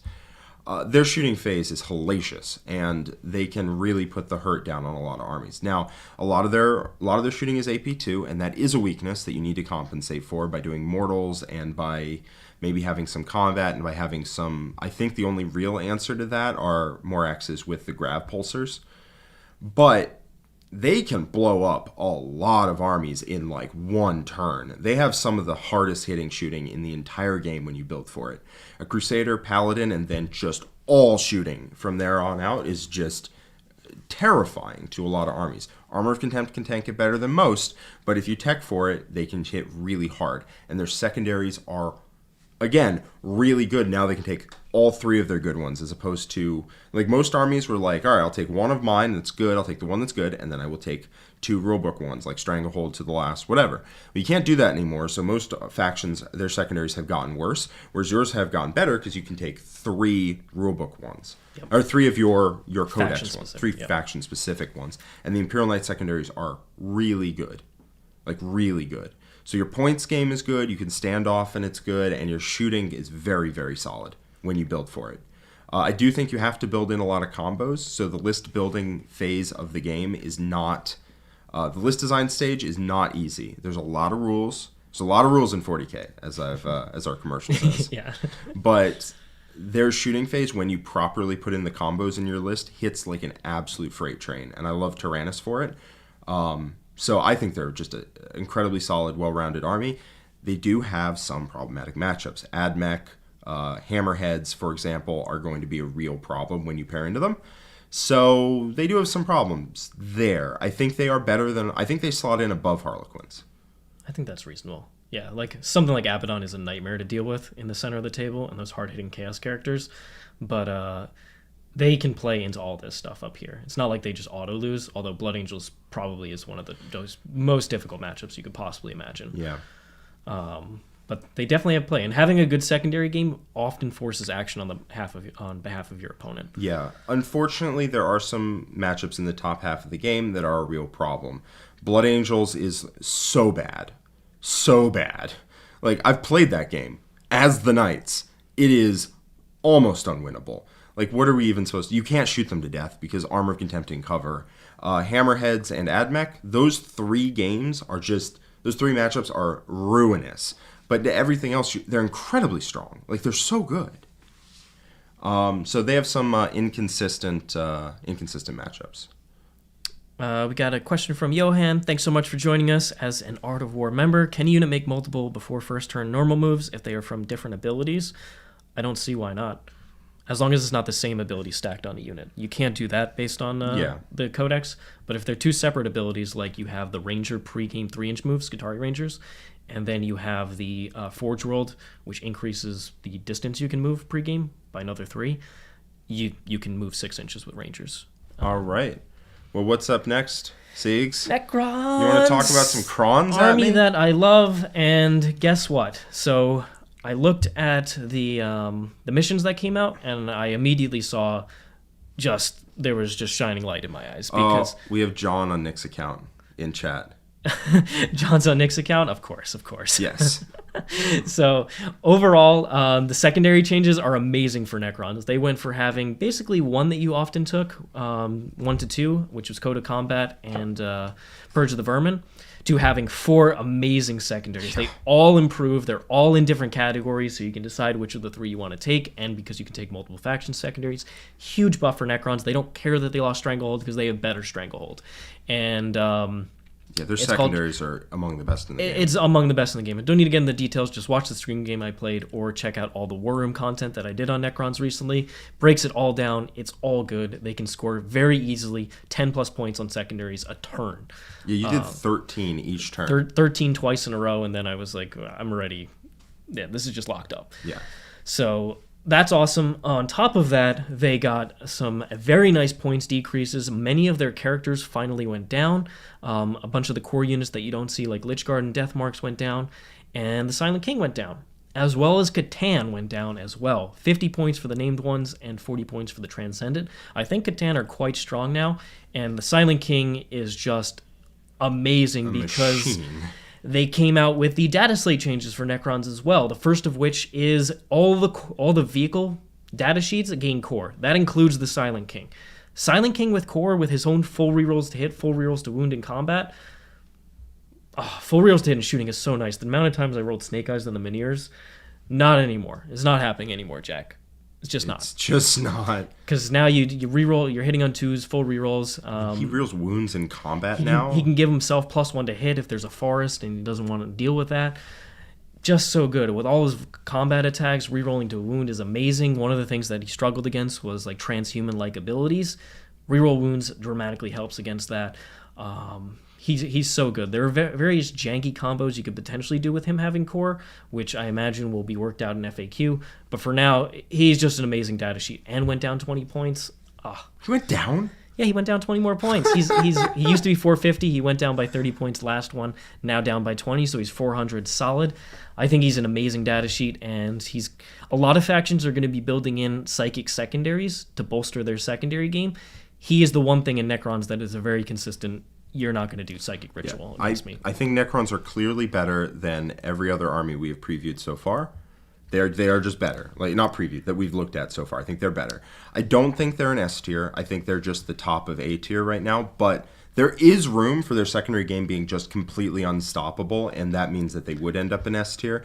Now, John here in chat on Nick's account says, hot take, I don't think there's an S tier army in the game right now. He would think that. He would think that, and we'll get to that, because this man likes light touches. He thinks, oh, my army's fine, guys. I don't know what... I'm just a really skilled player. I don't know what you're talking about. Tyranids just needed a light touch, in John's opinion. Yes. Well, guess what? I believe Necrons are very strong. They don't have amazing shooting. That is the real miss for them, so they can't just destroy your opponent from across the board, which is good for the game. And that's why they're going to always be playing the mission. I think the changes favor the OBSEC custom dynasty style, and I think Necrons are going to score very highly. It's very hard to outscore Necrons, and if you are, it's not by a lot. It's almost impossible, and existing in the midboard is very hard against them. I could see them after we played this game for a while, after we played this new meta, I could see them popping up to S tier. I really could. Their secondary game is kind of completely unstoppable. And if they go first, that pregame move and the ability to just be like, I'm almost all the way done with my secondaries by turn 2 is just not okay. But for now, I'm going to take a little more of a cautious approach, and I'm going to say I think they're top of A tier. Yeah, I think their killing power not being insane is going to make it so you're always in a game against Necrons. Yeah. We got a €2 super chat from Tombo. Can Techno-Res Miniers? Can you reanimate without reanimation protocols? That is a question for TO's Games Workshop, Mike Brandt. Those people are going to answer that question. So as I expect FAQs to be coming out eventually and TOs to start ruling on it once these rules are in effect for tournaments. So just follow that. It's the resurrection from the Technomancer and Xeris does not need reanimation protocols to pick you back up. Rules is written, it doesn't, but we are not making rulings here, so all that matters is what your TO says. Yes. That's one I would definitely check with them. Okay. Orks, dramatically improved as well. They got a boost to WOG, so when it goes off, they get a 5-up invul now and +1 strength with +1 attacks. And they get the +1 strength on the following turn as well, and they get 6-up invul on the following turn. Huge deal. They're so much harder to deal with on their go turn. Now, here's the one caveat I will put in before we get to before we start talking about how great that change is. The one caveat is if you go first, you really want to pop the WOG so you get a 5-up invul, but you're not going to be making very many charges. That's kind of the main problem. Your turn 1 is going to be you gain a 5-up invul and you move to the center, but you're not really making use of that advanced in charge, which is such a strong army-wide rule. Whereas what you really want to do is you want to push into the center, and then you want to activate WOG the following turn to hit a bunch of charges and become hard to deal with. So there's a little bit of a tension there where you want to activate turn 1, but you don't want to activate turn 1. But you do, but you don't, but you do. You can potentially take a Big Mech with a 5-up invul and aura for turn 1, so you have 2 CP to do that. Now, having 2 CP turn 1 is a little hard, but you can do it. And then you can then pop WOG on the following turn. So turn 1, you move up into the center. Your opponent goes to hit you. You have a 5-up invul because of the Big Mech. And then the following turn, you activate a WOG and you go forward and you have a 5-up invul again. And now you're actually hitting them. I like that a little bit more. Whether you can fit that in with the HQ slots is debatable. Now, on the other hand, strength, especially combined with Goffs, is a massive change. I played into Mark with this change, and he went from wounding my Dreadnoughts on 5s normally to wounding them on 3s because Goffs and the WOG strength bonus. It is against a lot of data sheets +1 to wound. And that army-wide is crazy. Yep. A lot of Orks are strength 5, strength 6, and they really appreciate +1 strength, +1 strength from Goffs. It stacks, and that just really helps out their damage. They just pile on the wounds. How would you have 2 CP? You start with 1. I don't know. It's hard. I'm not saying it's easy. I don't know. I'm just providing answers. Maybe at some point you can use them. I don't know. It's hard. But I think Orks got significantly better at their pressure game plan. I think we ranked them in C tier last time. Where are you feeling on this one? I think they're better than Drukhari, which is kind of weird to me. They're either top of B or bottom of A. I could see them being above Grey Knights. I could see them being below Grey Knights, but I think they're in that scrum of like balanced armies. Yeah. Which is a great place to be. If you're at the bottom of A or the top of B, you're just a very well-balanced book, and it's going to come down to your skill. I think Armor of Contempt is still pretty annoying for Orks overall, but these changes definitely help bring them up massively. And they also have a very good secondary game on top of this. Yeah, it's not amazing, but it's quite good. The biggest and the best got a lot better because you can just park your Warlord on an objective that's in the center behind your army and just get 2 points a turn. And if you kill anything, you get like another 3, and it's great. And the other one about having Ork models in quarters instead of Orks units of 11 plus, 10 plus. Yeah. We've got a couple super chats here. We've got a $5 super chat from Grotworks. Thanks so much. Can you explain why Imperial Knights, who is reliant on synergy, is listed far better than Chaos Knights, who are reliant on their superior units? I don't think Chaos Knights have superior units. They have a lot of rules that affect your opponent just natively, like the dread tests and whatnot. Imperial Knights, when they have their synergy going, are very, very strong, and you can just build that into the list design stage. A lot of that difficulty comes at the list design stage. So once you've actually shown up to a game with your combos intact, then the power level of your shooting is off the charts. You go first against Chaos Knights, they don't get to take a turn. Like, you've crippled them so bad. If they go first, their shooting is not even remotely comparable to yours, and you can still kind of punch them as long as you don't lose like a big knight turn 1, which you can avoid a lot of the time. So I do think Imperial Knights, when they have those synergies flowing, the power level of their units goes way, way up. You have like reroll 1s to hit and wound on armigers. You roll a wound, a hit, and a wound. You 1 CP pick 3 armigers, and you have exploding 6s to hit. It's just rules layered on rules, layered on rules, layered on rules. And suddenly they hit ludicrously hard. Got a 2 Canadian super chat. Custom jobs free. Plague Marine War Gear free. Plague Marines for sure. I don't know about custom jobs. I think they just forgot about them, honestly. But I'm not sure. That section I do think got left out. Whereas Plague Marines, it feels very intentional that they went for it. If they made other upgrades like the Necron Arcana free, then I would have thought it was supposed to be free. But who knows? Who knows? Who knows? Who knows? They're not listed, so for now, I guess technically they are. Yeah. But I do believe that the Plague Marines are just supposed to be free. But I don't know about the custom drops. And then we got a £2 super chat from Ethan. Thanks so much, Ethan. Farsight Hammerheads don't miss, guys. They don't. They just don't. Hammerheads, they're going to be around, and you're going to see them in Farsight Enclaves, Tau Sept.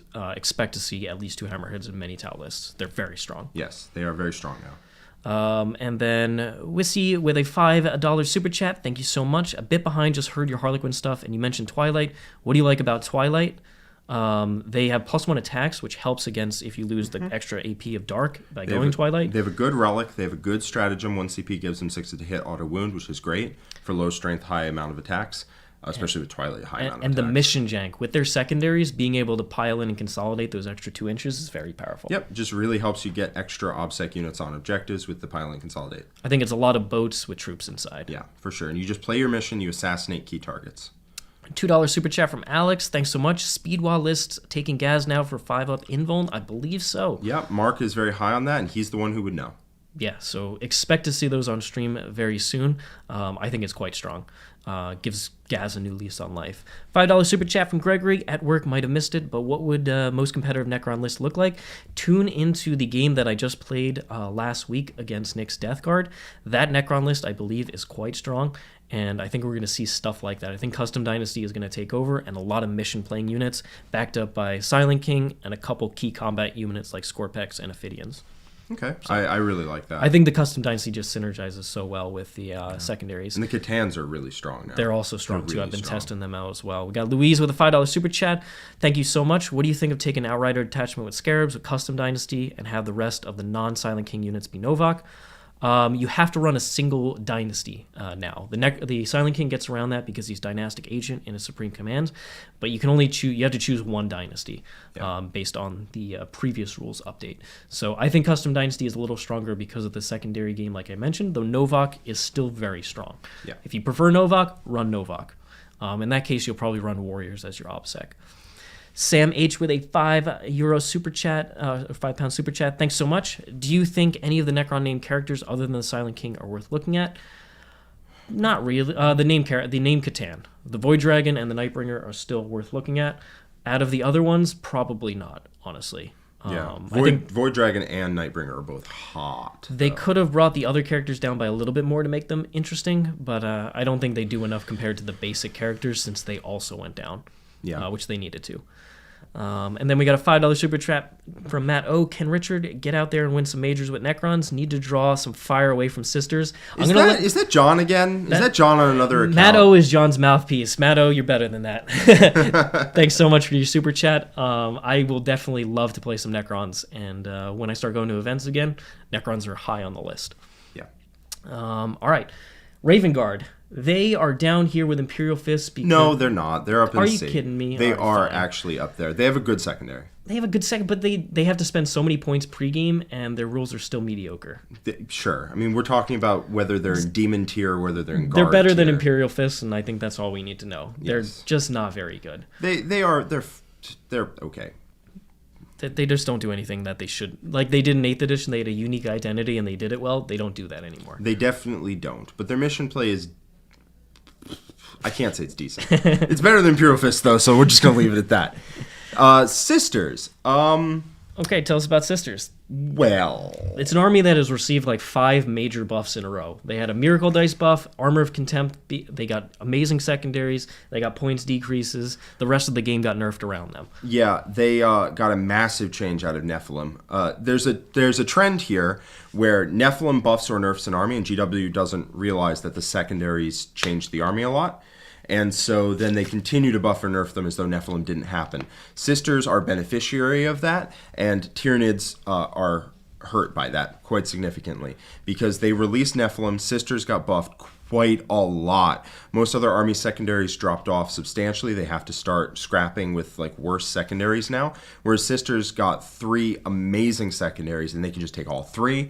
Their secondary game is on lock. It is so hard to stop them from just getting 42 or whatever on their secondary and then having some primary points.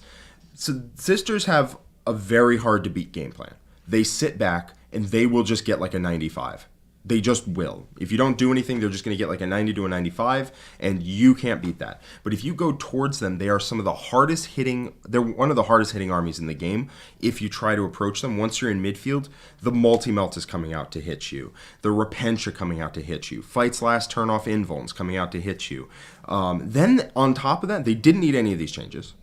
Then on top of that, they got points drops. Big ones. Zephyrim are 15 points a model for like literally no reason. Like literally no reason. That's insane. Why do they have that? I don't. Seraphim went down. Castigator. The Castigator was already worth running. John and I feel very strongly about that. Well, now it's 135. If you don't think Castigator 135 with the autocannons is good, I don't know what to tell you. Their army is just. It was one of the best armies in the game with just the NEPHILIM updates. Just NEPHILIM. The points drops means that it is, in my mind, the clear best army in the game in the hands of a skilled player. If you are not playing Bloody Rose, its power level drops off significantly. What are you doing? I think it is the definition of an S-tier army at the moment, in that you have no game plan that beats them. If they sit back and they score points, they will score more points than you. If you come forward to dig them out and to try and even up the game, they will kill you. And so there are very few game plans that just result in a win. There just are. Across the board, there's almost no armies that can beat that combination of, you have to come to me, otherwise I'm going to win on secondaries, but if you come to me, you're dead. And that is a historically very broken game plan. Tau had it. Admech had it. Any army that was best in class, best in the game, has had that game plan at some point. Has had, I will win if neither of us do anything, and if you try to do anything, I will hit you so hard that you will not get to take your turn. Like, you will just concede on the spot. Tau had it. They got nerfed. Sisters now have it. And that game plan is incredibly hard to beat in the hands of a good player. Yeah, I think Sisters are amazing. I think at the end of the day, this army just has more trade pieces. It has more of everything than you do, and it's going to end up having more points. They were also massively helped by the lack of indirect fire in the game. That was one of the things that kept Sisters pinned down. It disappearing was already a huge boost, and then they got all these other ones on top of it, and the rest of the game came down. Everything is amazing for Sisters. There's not a single thing that's bad here. Now, like Jack said, Bloody Rose is a clear superior one, but man, Bloody Rose is amazing. Yeah, if you're playing anything other than Bloody Rose, you're in the middle of A tier. If you're playing Bloody Rose, it's the best army in the game. Sisters are Bloody Rose, as far as I'm concerned. I don't really understand why people take anything else. Everyone wants to. Everybody in chat was talking my about Order our of Martyred Lady list, or my Sacred Rose list. No, you take Bloody Rose and you murder people. All right, we got Mikhail with a super chat. Thank you so much. Chaos Knight's best setup. All War Dogs are mixed. Use the Psychic or just play for Abhor. I think you take like one big knight and then a lot of little knights, and I really like giving everyone a gun. John has been doing great work with Worthy Offerings, and I think that's just the best way to do them. Yeah, I think that's actually the strongest way to play them, and they've had a game into everything that I've seen. Yeah.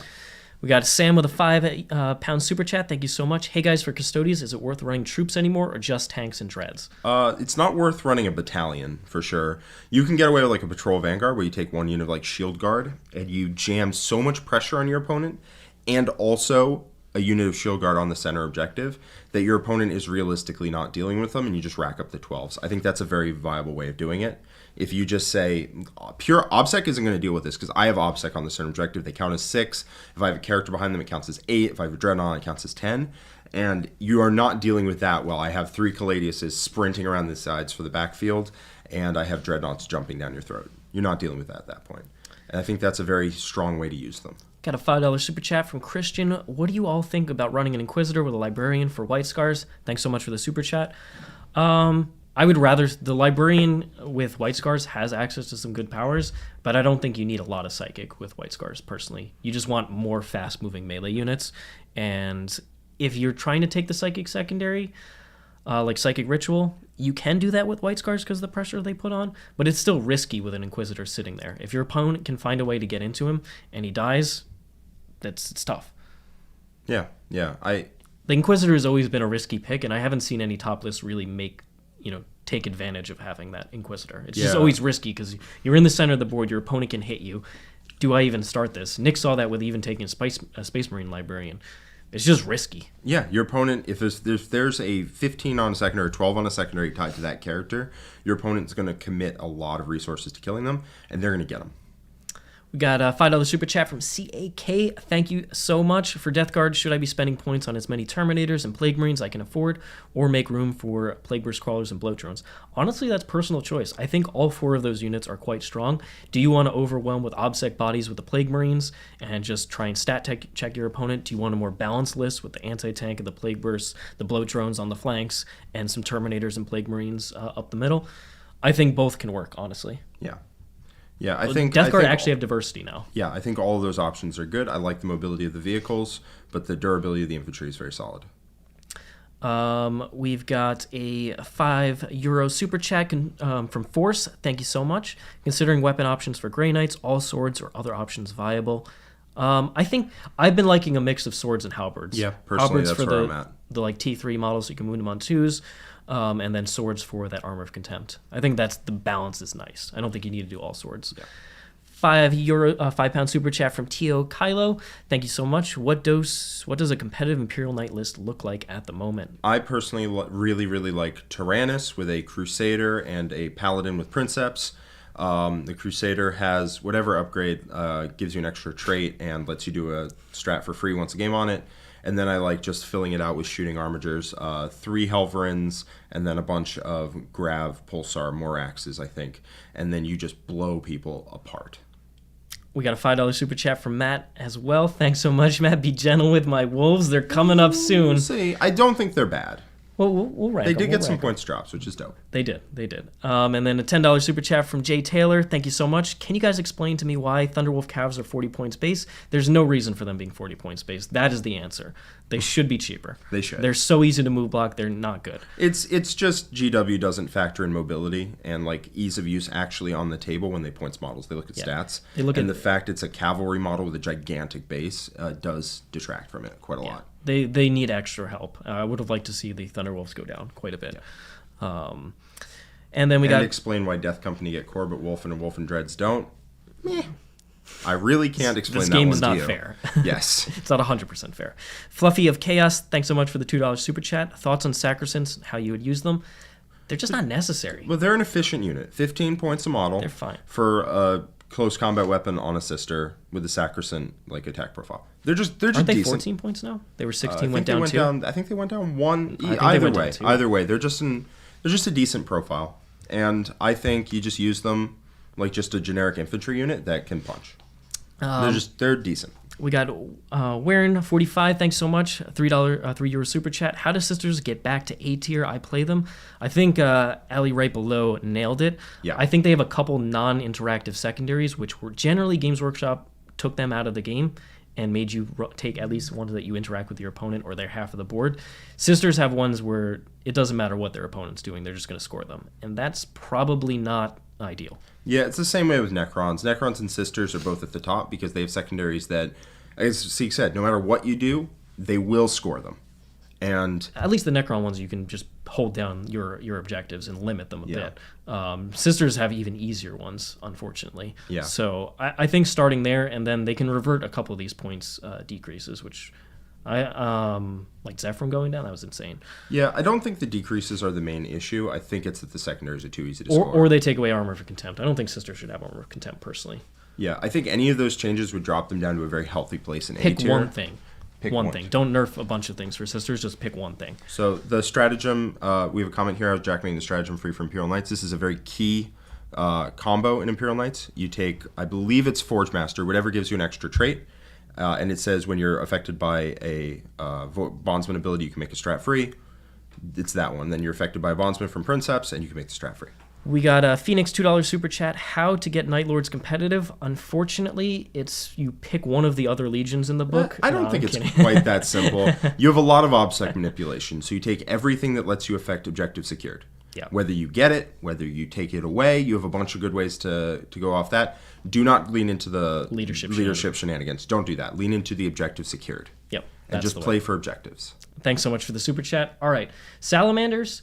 Their trait changed to you can't reroll wounds against them, which is a decent trait. We thought it was going to be not bad. more impactful than it was. Actually ended up being. I think it is. I think it's either below Black Templars or top of C tier. Honestly, I think it's probably there. Right Their here? secondaries are not phenomenal. Better than GSC? Probably, I don't know. I don't really care. It's in there somewhere. Yeah. They just don't do anything that amazingly well. No, the no rerolls to wound we thought was going to be more important. It just isn't. It just isn't. It's more important than it is on Sisters, where things are just wounded easily anyway, but it's still not awesome. Yeah. $5 super chat from Clown Mode. Where does the Sisters Order of the Martyred Lady rank on this? Somewhere in the middle of A tier. You still benefit from the broken secondaries, but you don't have that overwhelming damage when people come at you. So somewhere in A tier. Then we've got Space Wolves here. They are a good combat army. They're not They as are. fast as Blood Angels or as White Scars, but they do hit very hard. They have a lot of fight last manipulation, and they also have some pretty unique dreadnoughts that are quite decent. Although Nick's build is going to have to change due to the command point changes. Yes. I think Well, he can take a lot of special characters, which don't take up a lot of he can take special a lot of characters. points. I do think those are decent. How do you feel about them into some of the other armies up here? I think they do okay. I don't really see them doing well in any of the top armies. Sisters flatten them, Necrons outscore them and probably also kill them. Blood Angels run through them really bad. Eldar outmaneuver them. Admech outshoot them. CSM outbeat them in the center of the board. Imperial Knights outshoot them. Like, I really don't see them doing well into any army until you get to, like, Grey Knights. So I think they just kind of... I don't think any of those are, like, particularly horrible matchups, but they're all not good. They're all losing. I would probably put them above Death Guard because you are faster than Death Guard. Even if Death Guard will beat the ever-loving heck out of you. Having multiple fight lasts is important against Death Guard's Foul Blight Spawn aura. That's true. You go in, you make them fight less, but then you don't get your charge bonus. So, but you do have options for some decent heavy weapon units, which can come down and shoot multiple times into Death Guard. Yeah, there is some play there. They do have... Longfangs are a pretty good anti-tank unit. Longfangs are a pretty good anti-tank unit. All right, we've got one more super chat there, Jack. Yep, we got one more. Or did you... I did that one, yeah. Greenblood Crusade, $5 Canadian super chat. Great show, guys. Tell me first impressions of Emperor's Children, where you think they will land. They're one of the best legions in the book. I would say they're in the top half for sure. So I think they'll do really, really well for you. Yeah, if you prefer shooting heavy builds, Mark is already going to... I believe he's playing them on YouTube this Wednesday. So if you want to see Emperor's Children, check him out there. And then we got a €5 super chat from Lorenzo. Is light cover powers worth taking in Space Wolves when so many armies ignore them? Fewer armies ignore them than they did before. Eldar don't anymore because if they're taking Hail of Doom, they can't take it. Admech do, but other than that, I don't really see that many that can ignore cover. So I do think the light cover is still very good to take.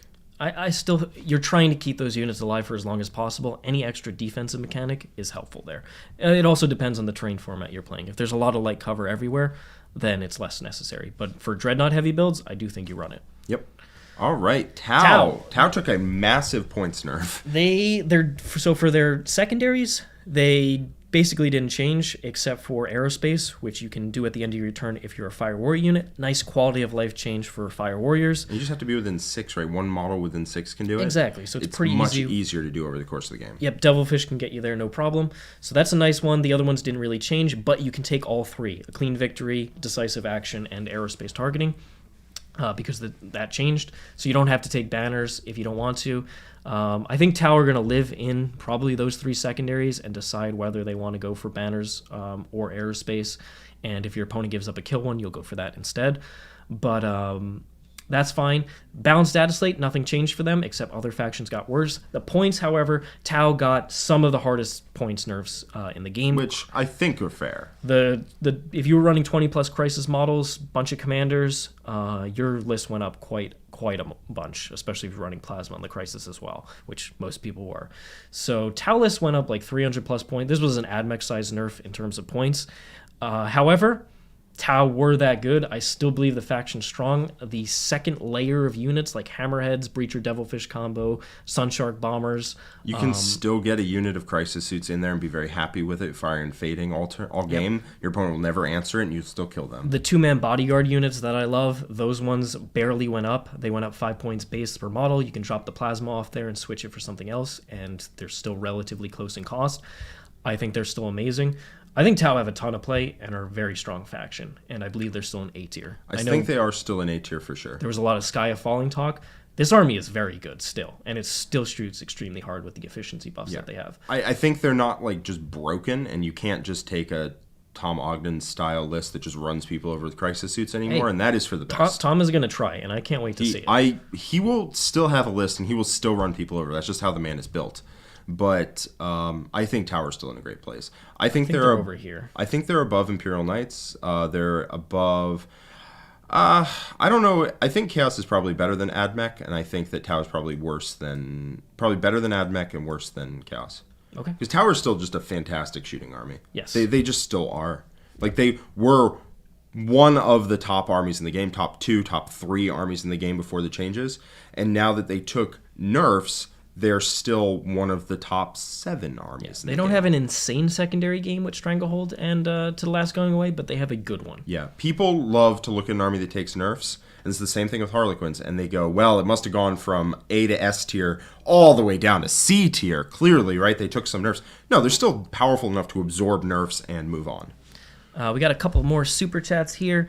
$5 super chat from Matt O. Thanks so much. CP changes seem to funnel armies into the build for their codex, which is a bummer. Have you guys had any luck with more off-kilter lists? You can build some armies that just start at 0 and Jack's don't care. Custodes are very much like that. Yeah. It's like, CP, I'm going to spend it all pregame, and I'll get them as I go. Unfortunately, that is kind of an archetype of the build for an army, is that there's one build that's carrying the codex. You can go a little off kilter. The problem is your ability to do that is significantly limited. You are correct, Matt. I think a lot of armies are going to try and stick with single battalion or like a double patrol, maybe spend one additional detachment. We got Goran J with a €10 super chat. Thank you so much. How do you see the role of Guilliman now for Ultramarines, because he gives command points, and isn't now a Cowardice Assassin a good choice because she can deny CP with her ability? She's still pricey, but she's definitely better. It's not bad. Cypher does kind of the same thing. Yep. She is pretty decent. Matt O, just to get back to it, it's a little early to be talking about like how we build off kilter lists. That usually comes several weeks into a meta where the meta establishes, and then you have time to work on off janky things. I'm sure we will find stuff. But for Guilliman, he went down 80 points. That is not bad. Yeah. He's still 300 points. That's not cheap, but he gives you the CP, and he is a decent character, and he buffs all the Ultramarine units. So you probably still go for a more stuff approach. Maybe you take Calgar because he also gives CP, and he's quite a bit cheaper. But I think you could definitely run Guilliman now, and it's not the end of the world. Yep. Yeah, for sure. I think he's pretty good. I think Calgar's probably what you're going to go with because he gives you 2 instead of 3 and is significantly cheaper. But either of the options I think are takeable now. We got a $5 super chat from Lucas. Thank you so much. Do you guys think it's possible to make competitive Necron lists without the Silent King? Yes, I think you can do triple Catan with just custom Dynasty stuff around them, and it's actually very strong. You do want that third Catan. You personally don't want to give up the Silent King. I love the Silent King. He's so much better, especially when he's now this good. You can't give up the Silent King. I agree, but if you want to, I won't. Take 3 Catans. We got Raikou. Thank you so much. He upgraded his membership to the War Room podcast tier, gets access to all the awesome content that we're going to be doing, like the Death Guard versus Admech game that is going to come right after this stream. So thank you so much, and we look forward to seeing you in there. If anybody else wants to check out all the awesome stuff we do in the War Room, check the link below. It's theartofwar40k.com/learn-more. It's got sample content on there as well. $5 super chat from Steven. Thank you so much. Any opinion on leaning into 4 5-man crisis units going burst, cyclic, target lock? I've been thinking something similar with double cyclic and burst with the target lock. I do like that as well. Just volume. I think Tau do volume supremely well, and we should lean more into that. Mm-hmm. I like them. I like them quite a lot. I think 1 unit fire and fading your opponent can't really answer is a great unit. And then you put in the Hammerheads. The Sun Sharks are really good right now. You can put those in, Breachers and Devilfish. I think that's definitely a build around. I like Farsight Enclaves for the double commanders. And you can take Shadow Sun if you feel like it. And we got Lorenzo with a €2 super chat. Thank you so much. Secondaries for Space Wolves, please. Probably still Oath a moment. Shock Tactics is really good. Shock Tactics is good with I them. will take a quick look at their secondaries as we move on. I think they still love banners as well. Banners, because anything that puts forward pressure prevents your opponent from getting to them. Because they're heroic intervention. Warrior Pride is really good. That's just 3 victory points if 2 or more of your units are in engagement range. That's very good. The one where you make charges is also pretty decent. Glory, that's that one. Okay, that is that one. Yeah, and Glory Kills is pretty good if your opponent has a decent amount of characters and monsters and vehicles. Yeah. All right, Thousand Suns. They still have Armor of Contempt. They their secondaries were improved. Their psychic ones in particular are much easier to achieve. So their secondary game is quite strong. Even though they lose to the last in Stranglehold, they have a much easier time choosing from the psychic secondaries. They can still do banners very easily. And the third one is kind of up to choice. But I think overall they're still a very strong army. The Scarab Occult Terminators are one of the better durable units in the game. They got points drops, significant ones. They got free war gear on a lot of their the Rubric Marines, Marines. Free war gear and a lot of their weapons dropped. So you're going to see a lot more Flamer units for a lot cheaper. You're going to see the Soul Reaper cannon, a lot more units. I do think Thousand Suns got a sizable buff. Yeah. But I still think they struggle with one particular type of matchup, and that is an aggressive army. An aggressive melee army still picks them up at a very rapid pace. So that's your Drukharis, it's your... we have a game in the War Room where my Custodes run over Nick's Thousand Suns horrifically, like twice, because Nick wanted to reset the game. If we look at Blood Angels, they run them over really bad. CSM would run them over. Even like Interceptors out of Grey Knights are really not good for them. Rust Stalkers are really bad. Anything that hits hard in combat and is fast, Sisters, for example, blow them away. They have one very bad matchup, and that is fast, aggressive units, combat units. And that holds them back a lot. They don't have anything to deal with those. The CP changes also means you're not spending 3 CP to -1 damage from shooting your Terminator units. You'll spend a lot more often 1 CP to -1 damage into Rubrics, so I do think Rubrics are getting new life breathed into them. I think they are around that Grey Knights power level, personally.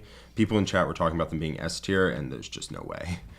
There's just no way. Yeah, I think they're right around there. I think they are. They're a balanced army, They for have sure. play into most of the things up here. They don't particularly love Armor of Contempt as a defensive bonus, but their Psychic phase is very strong, and they have good secondaries. Yeah. Heading over to the Tyranids. Tyranids are an army that received quite a few nerfs. Points nerfs alongside Tau. They were some of the heaviest, like the Malscepter going up 50 points. And on top of that, they received some balance data state changes. So their adaptive strategies are quite a bit different now, in that you can't switch them, right? You have to decide on your list. And they're much more Warlord dependent. If you lose your Warlord, you don't get a lot of your Synaptic Imperatives. And it has to you be don't a get any Hive of your Tyrant Synaptic if you Imperatives. run it. So the aggressive Flyrant is just not a thing. In fact, Tyrants may just not be a thing in general, because you just don't want it to be your Warlord because you don't want to lose it. I think a Walkrant with a gun is probably where you're going to be. Swarmlord. Or a Swarmlord. They all went up in points. Even Swarmlord, which I did not think was going to get hit. They took a succession of nerfs. The biggest one was NEPHILIM. Their secondaries are terrible. Probably the worst selection in the game. So they have to rely on generic rulebook ones, which is not a great place to be. That was probably their biggest nerf. The points also came just hard, thick, and fast. They took a lot of points nerfs. Massive points nerfs. The Malscepter went up 50. A lot of... every single data sheet pretty much, it feels like. The Harpies, the Raveners, it's all going up. The Harpies, Venom Cannons, a lot of the Venom Cannons went up. A lot of the Carnifexes went up. Basically everything that you ever saw went up some amount. Warranted, but it was after the nerfs from Nephilim Chapter Approved, which GW probably didn't think was a nerf, but it was the biggest nerf. The points were not the biggest nerf. The biggest nerf was their secondaries. Now they have to run at you and table you fast and then try and score their secondaries after that point. And that's not a great game plan. It is one that can work because their data sheets are still good. They are more pricey than before, so you can't spam them out the same way, but they're still good. They have a very good Psychic phase as well. They have a very good Psychic phase, even still. But their secondaries are so bad that even when they crush you off the board, they're still scoring like 8s on each of their secondaries. It's not great. So I don't know. John seems to think they could still be decent. I trust his opinion on this. I do think they are too. I still think they are decent, but they got a lot worse. They were S tier. They were the best army in the game, clearly, and now they're not. I think they're somewhere in A tier. I think they're probably down here somewhere. Yeah, probably. Somewhere around Custodes. They're like the opposite of Harlequins. They have the data sheets, but they don't have. Does this mean that we move some armies down to top of B? I think Grey Knights should go down. I do think personally. so. I think their so damage just isn't that great. Yeah, it's hard to keep people off of you unless they charge right into melee range. Yeah. Your shooting is just not impressive. No. It used to be. All right. All right. We have a bunch of super chats. Why don't we finish Ultramarines and White Scars, and then we'll do all the super chats and do a little wrap up. Yep. So we got Ultramarines here. They got some nice points decreases to their characters, and Victrix Guard. Assault Marines are very cheap for Space Marines in general. Doesn't help their shooting builds too much, although you can run the Storm Speeders and stuff and get the Gladiators went down to a point where you probably take the Lancer. I think that they are probably around Salamanders. Yeah, I think they're definitely better than Salamanders. I think they're better than GSC. GSC should. Yeah, I think GSC is... At least GSC have a good secondary game. Like, their secondaries just aren't that good. That's true. I think the consistency of their secondary game will keep them in. Yeah, if you have good secondaries, that helps a lot. White Scars, I think, are up above Deathwatch, but below Iron Hands. I think above those. Next to... God, I think they're definitely better than Space Wolves. The speed that they have lets them play into a lot of games. They love Armor of Contempt, of course. And they have a decent secondary, right? I'll check. Their White Scar specific secondary, I believe, is actually pretty good.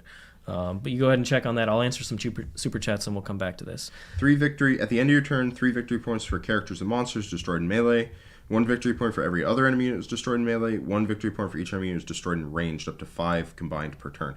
That is so good. That's Purge the enemy. That is amazing. Bump them way up. Oh my god. Honestly, they might even be up here. Yeah, I think they're up there. That secondary is A in Purge, which is in a great category. So you get to take Oath a Moment. Yeah, you get to take that, Oath a Moment, and Shock Tactics, and that's just solid. You get to take Banners as well if you want to take that instead of Oath. That's a solid secondary. I remember reading it and I was like, "This is insanity." If this was White Scars at the beginning of the edition, it would just be bananas. This just shows you how good how important, how vital a secondary game plan is to 40k at the moment. All right, so we'll come back to this in just a second, answer the super chats, and then we'll do a little wrap up. So we got Aaron with a $5 super chat. If Nick isn't brave enough to run a full Wraith Eldar army, do any other Art of War members have the stones to prove? I certainly have the Spirit Stones to prove full Wraith Eldar can work. Is that you volunteering, Siegs? I will happily play full Wraith. I don't think it works. I actually think it really can. Mark was testing it out when the book came out, and I think that playstyle is shockingly effective sometimes. All right, if you're telling me, can I stack the 5 of Fianno Pain on them? Yeah, you can Fortune? You can put Fortune. All right, I am willing to try it, frankly. Because the Wraith units are some of my favorite, and we just never see them. So I'd be willing to put it on the table. If you want to make sure a guarantee happens, if you are the top donor at the end of the month for the YouTube channel, then you can pick a stream match, and I would happily play the Wraiths for you. Yeah. I'll be your champion. Talk to Mark. He did some good work with it, and I do think that's an underexplored area of the Codex. We got a $5 super chat from Abe. Thank you so much. The rest of my bored at work watch party is asking questions and donating, so here's $5. Put Guard ahead of Salamanders. Just for you, buddy. Just for you, it's 100% happening. Easy. I think these are actually pretty close. Maybe the Marines are a little bit better than Guard, but Guard just shoots so hard now, and Leman Russes are a nightmare. They're mono-dimensional, but if you get caught on the wrong end of their guns, you're just dead. I think Guard really benefit from player-placed terrain as well. You know what? Just for you, put them above Ultras. Sure. That'll make John happy as well. Yeah. He loves his Guard. He loves his Ultras, though, so... We got Ogre Barbarian with a $5 super chat. Thank you so much. Heyo Art of War, can you release a bomb squig while embarked in an open-top vehicle or from Squigoth? From a Squigoth Howda. Thanks for all the awesome content. I don't frankly don't know. I frankly don't know. I think you can, but I don't. Ask your TO. I mean, that's the shortcut, but like honestly, anything that's even close to the line, you want to ask the TO ahead of time just so that you know. Yeah, we are not, the rules authority in the game. There are tons and tons of TOs in Games Workshop for that, but we try and give our best interpretation. That's what we do when we're unclear on a ruling is we ask the TO. Yeah, anytime we're going to an event. Just make sure we know going into an event how it works. We ask the TO like X, Y, and Z, how are these going to be ruled, so we know in list design and then can plan accordingly. So there's no mystery when you show up. It's just good practice. We've got Gustavo with a super nice super chat. What's the best Legion to run competitive matches? Thanks so much for your super chat, Gustavo. It's hard to say. A There's a lot of couple. them are good. Emperor's Children is very good. I think Black Legion and Word Bearers are probably the two best, although it's close. Creations of Bile, Red Corsairs are both good. Emperor's Children is also really good. Iron Warriors is good if you run a lot of vehicles. I just listed 3/4 of them. I think whichever one you like, you can make work, unless it's, Night Lords or Alpha Legion struggle. Word Bearers and Black Legion jump out to me as the two strongest, personally. But again, this is less than was this 1 week with the book now? Since the no, it's been half a week with the book. It came out Saturday. God, so much has happened in that time. It's been half a week since the book has come out. We really don't know. Yeah, we are going to find out, though. I promise you that. We got a $5 super chat from Cultist Chan. Thanks so much. Hey, AOW, how do you feel about Plague Marines and Flamer rubrics and Flamer rubrics and CSM? Seems strong. Also, no matter what Nick tells you, there's no bluffing in the war room. Buffing in the war room. So Plague Marines and Flamer rubrics, they don't get a trait in CSM, and there's some very strong traits in there. They also don't. I believe they don't have core. They may have core. They don't get a trait, which is a pretty big deal. I don't think they're worth it, honestly. I think if you want those units, you go to Death Guard or Thousand Sons, personally, just based on what we've seen so far. But I don't think they're horrible. If you're trying to run, a 3 and 2 listed GT, I think you could totally run them. Yeah, you could totally run a unit of Plague Marines with free weapons.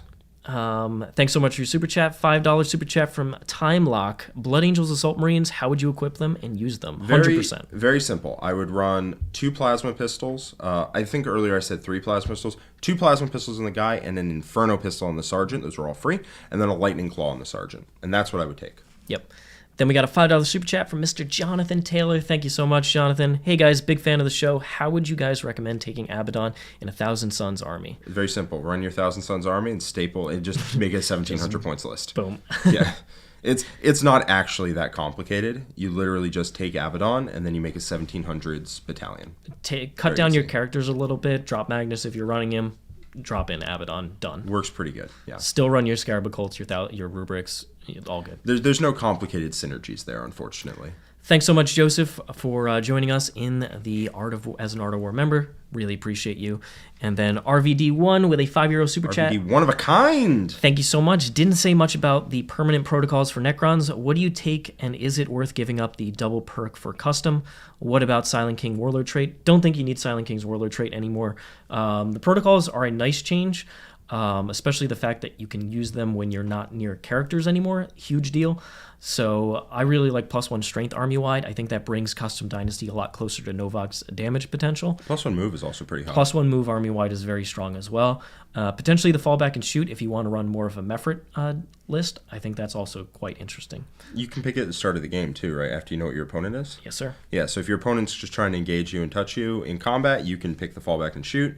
And then you can pick +1 strength or +1 move depending on what your opponent is. Yep. I think it's very strong. I think +1 strength is the one I'm going for the most, but I could see +1 move army-wide. What about the Silent King's Warlord trait? No. Yeah, I said that first. No. Oh, okay. No. Nope. You don't need it anymore. It's not horrible, but I wouldn't use it. Yeah.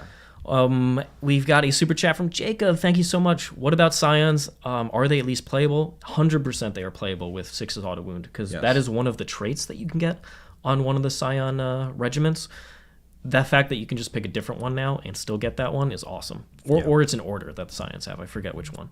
Hammer of the Emperor is just the army-wide 6's to hit auto wound. What I'm saying is Scions get that another way. I'm not sure if that's an order for Scions or a trait that they get, but the fact that you can just have that and pick a different one is awesome. Yeah, very solid. So I think you'll run a couple, especially because reserve units are very useful now because you don't have to spend CP on them to bring them into strategic reserve. Yeah. Rad Bell, thank you so much for the $10 super chat. Hey, what are your thoughts on playing named characters for Space Wolves? 100%. I believe that Nick ran Logan. I think Logan is actually pretty decent now. Armor Contempt 180. He's like a super mobile, very durable dreadnought. I like him a lot. Yep, he is pretty cool. I think Ragnar is quite interesting as well with his points decrease. Bjorn, little less so. He's okay. But you also want warlord traits and relics because Space Wolves have some very interesting ones. So you do want generic characters. Yeah, basically the trait of taking basic Space Wolves is you get access to their characters, which are pretty good. Now, characters do not get free traits. Yeah. Yeah, so you do have to pay for them. You do have to pay for them. $5 super chat on Matt. Thank you so much. Thoughts on Lennon being C tier at beer pong? That makes sense. The man doesn't drink. How would he get better at beer pong? Come on. He just doesn't Lennon have to getting practice. called out on stream. Appreciate you, Matt. We got a $5 super chat from Reactor Worker. Thank you so much. With the nerfs to Farsight Enclaves, free marker light range, and now the disincentive to take multiple detachments, is there still play? I've been running Farsight Enclaves. I still will run them after the Tau nerfs. I think they're very strong, and I plan to play them. Same here. I think they're right there with Tau Sept as some of the strongest. I think Farsight is probably the way you build it because you take a single battalion, you still get 2 commanders. Yep, I That think feels it's very strong. great No value. other Tau Sept gets that, or no other Sept gets that. I think there's genuine play there, and they have a very good warlord trait and an interesting relic. Digital Designer with a $10 super chat. What secondary/builds make sense for Grey Knights to y'all these days? MSU Infantry doing Purify Engage banners or the Dread Heavy? Thanks for the awesome content. Appreciate your support. Teleport Strike is a great secondary. I really think it is. And Purifying Ritual is good. I think it's 2 separate ones. Yeah. It's the Terminator heavy build with the Paladin brick, or it's the I'm going to bring 4 Dread Knights and MSU Infantry around that. Yeah. I think it's one or the other. I think Both are Grey strong. Knights actually have a very divergent build, and both of them are good. All right, we have a $2 super chat from Nick Nanavati. 1,000 Suns are not A tier. Fate Weaver for life. Well, that's definitely from the real one, not John. Nobody else would say Fate Weaver for life. Yes, I think he is correct. I don't think 1,000 Suns are A tier. It makes a very good point. I do think, actually, with Teleport Strike, it's possible Grey Knights actually take their place, though. Like, Grey Knights move up to the bottom of A tier. I mean, I can see it. I think can they're see both that. actually pretty close. They're very close, and $2 is $2, so... We got a €5 super chat from Goran. Thank you so much. What would a good foundation for Blood Angel's competitive list be? It's quite simple, honestly. Jack, run through it. It is... I personally like this list. Asterath. Dante is your warlord, but no trait to get the extra CP. You take a Sanguinary Priest with the Teeth of Terra and Selfless Healer. You take a unit of Infiltrators and 2 units of Intercessors. You take a 7, and a 6-man Sanguinary Guard. Give them axes or swords, whatever. I don't really care. Either one, which is fine. You take 2 5-man Death Company units with 4 hammers apiece. You take a Sanguinary Ancient with Wrath of Baal as the relic, and you take Rites of War as his warlord trait. And then you take 2 Assault Marine units with 2 Plasma Pistols, a Inferno Pistol, and a Lightning Claw on the Sergeant. That's 2k on the dot, and it starts with 3 CP, which is far more than enough in this economy. I think that list will do incredibly well for you. All right. Looking at it overall, Sisters has the only S tier faction right now. We've got a lot of armies in A and B tier, which I think is representative of the game as a whole. Yep. That Games Workshop over the past 6 months has brought those power codexes down and the ones that were underperforming up. Yeah, you saw this in our last one where we had a lot of armies in A and B tier, and that just speaks to our feeling that the game is in a very healthy spot where there's only a few armies that are in dumpster tier, and there's only one army that's in too good tier, and everything else is in the can compete, can do well, can take them to a tournament tier. Yep. All of these have play into the other ones. B tier doesn't mean you can't beat A tier armies. It means it might be a little bit harder to beat them, but you still have play into them. Or there might be a matchup where you can beat them really, really well, or something like that. I do think the game is at a very healthy spot. The GSC is the Keller morph down here. Otherwise, yes. So I think GSC don't need a ton of help because their secondaries are good. They need more diversity in their builds and just be a bit cheaper. They need the ability to keep people off of them. They should be the army that has the weakness. trading power of Sisters that Sisters have. Yeah. That's what GSC should be able to do. Guard just need extra help in when an aggressive army gets on top of them. They don't need more damage. They need help on that. And then these Space Marine chapters, they're just so old at this point that they Space Marines need help on some of the data sheets that don't get seen. Like the shooting ones have been really hurt because they've relied on the Forge World Contemptors where you spend extra CP. They've just been hurt successively, and the rest of the game is just better around them. So we're seeing them. They used to be just B tier for almost all the Space Marines. Now we have a couple in C, and Imperial Fists just do nothing. And then Demons just need their codex. They just need a codex. Same with Guard. They Yeah. just need codexes. So if they just focus on these couple factions, the next one, and raise them up. The game is in an awesome spot. Bring sisters down a little bit. I really love where the game's gone. All right. We got 2 more super chats, and I think we're going to wrap it up. Yep. We've got another 50 whatever super chat from I'm sorry, from Jacob or Jacob. I want to try Pure Scion, Lambden Lions, and list like 7 Toroks with Gatling and 90 Scions with 3 Tempestor. Hopefully we'll work good with buffs. It'll definitely work a lot better than before. Yeah, especially on terrain that's a little more open and player placed. I think a list like that can do a ton of damage very quickly. Yeah. Luke McCarthy says, has $2 super chat, Sisters versus Blood Angels when? Unfortunately, I think Sisters do they do a lot of things really well, but they're one thing that they are they cannot lose to Armor of Contempt armies. They just can't. Blood Angels get either zoned out and lose on points, or they run into the middle and die horrifically against Sisters. And so I don't think that would actually be a very good game, sadly. I think any Marine or Armor of Contempt just gets dunked like a basketball against Sisters. I expect that matchup to have to happen at top tables, though. Yes. So maybe we'll put it on and see what Blood Angels can do. But overall, thank you so much for joining us. We really appreciate everybody's support and patience with us as we went through every faction in the game. This is impressionistic because we have no data so far for NEPHILIM. It just came out, all these rules. Jack and I have been playing a bunch of games, so that's kind of where our opinions are coming from. But this is going to change over the couple weeks. And the general big point here, though, is that a lot of the armies are quite close together. And player skill matters more than it has the last several months, in my opinion. And I think that's awesome for the game. Yeah. So I'm super excited to be playing more games. I'm going to be playing a lot of Necrons, playing some Admech, playing the Tau, all of which I think are in good spots now. Yep.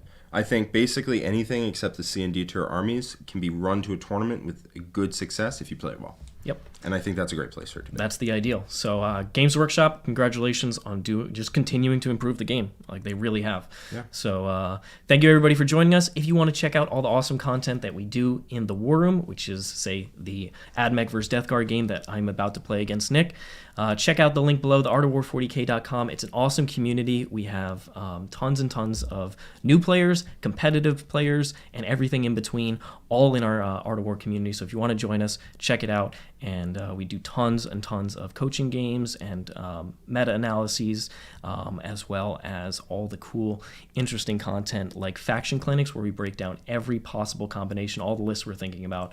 So that's what we're doing right now, is going through every faction that changed, how they changed, how they're going to adapt to the meta, and those are the videos that are coming out this week. So if you want to check them out, check out that link, theartofwar40k.com/learn more. Thank you, Ham, for joining us, and we will see you there. Thanks, everybody. We will see you next time. Bye-bye.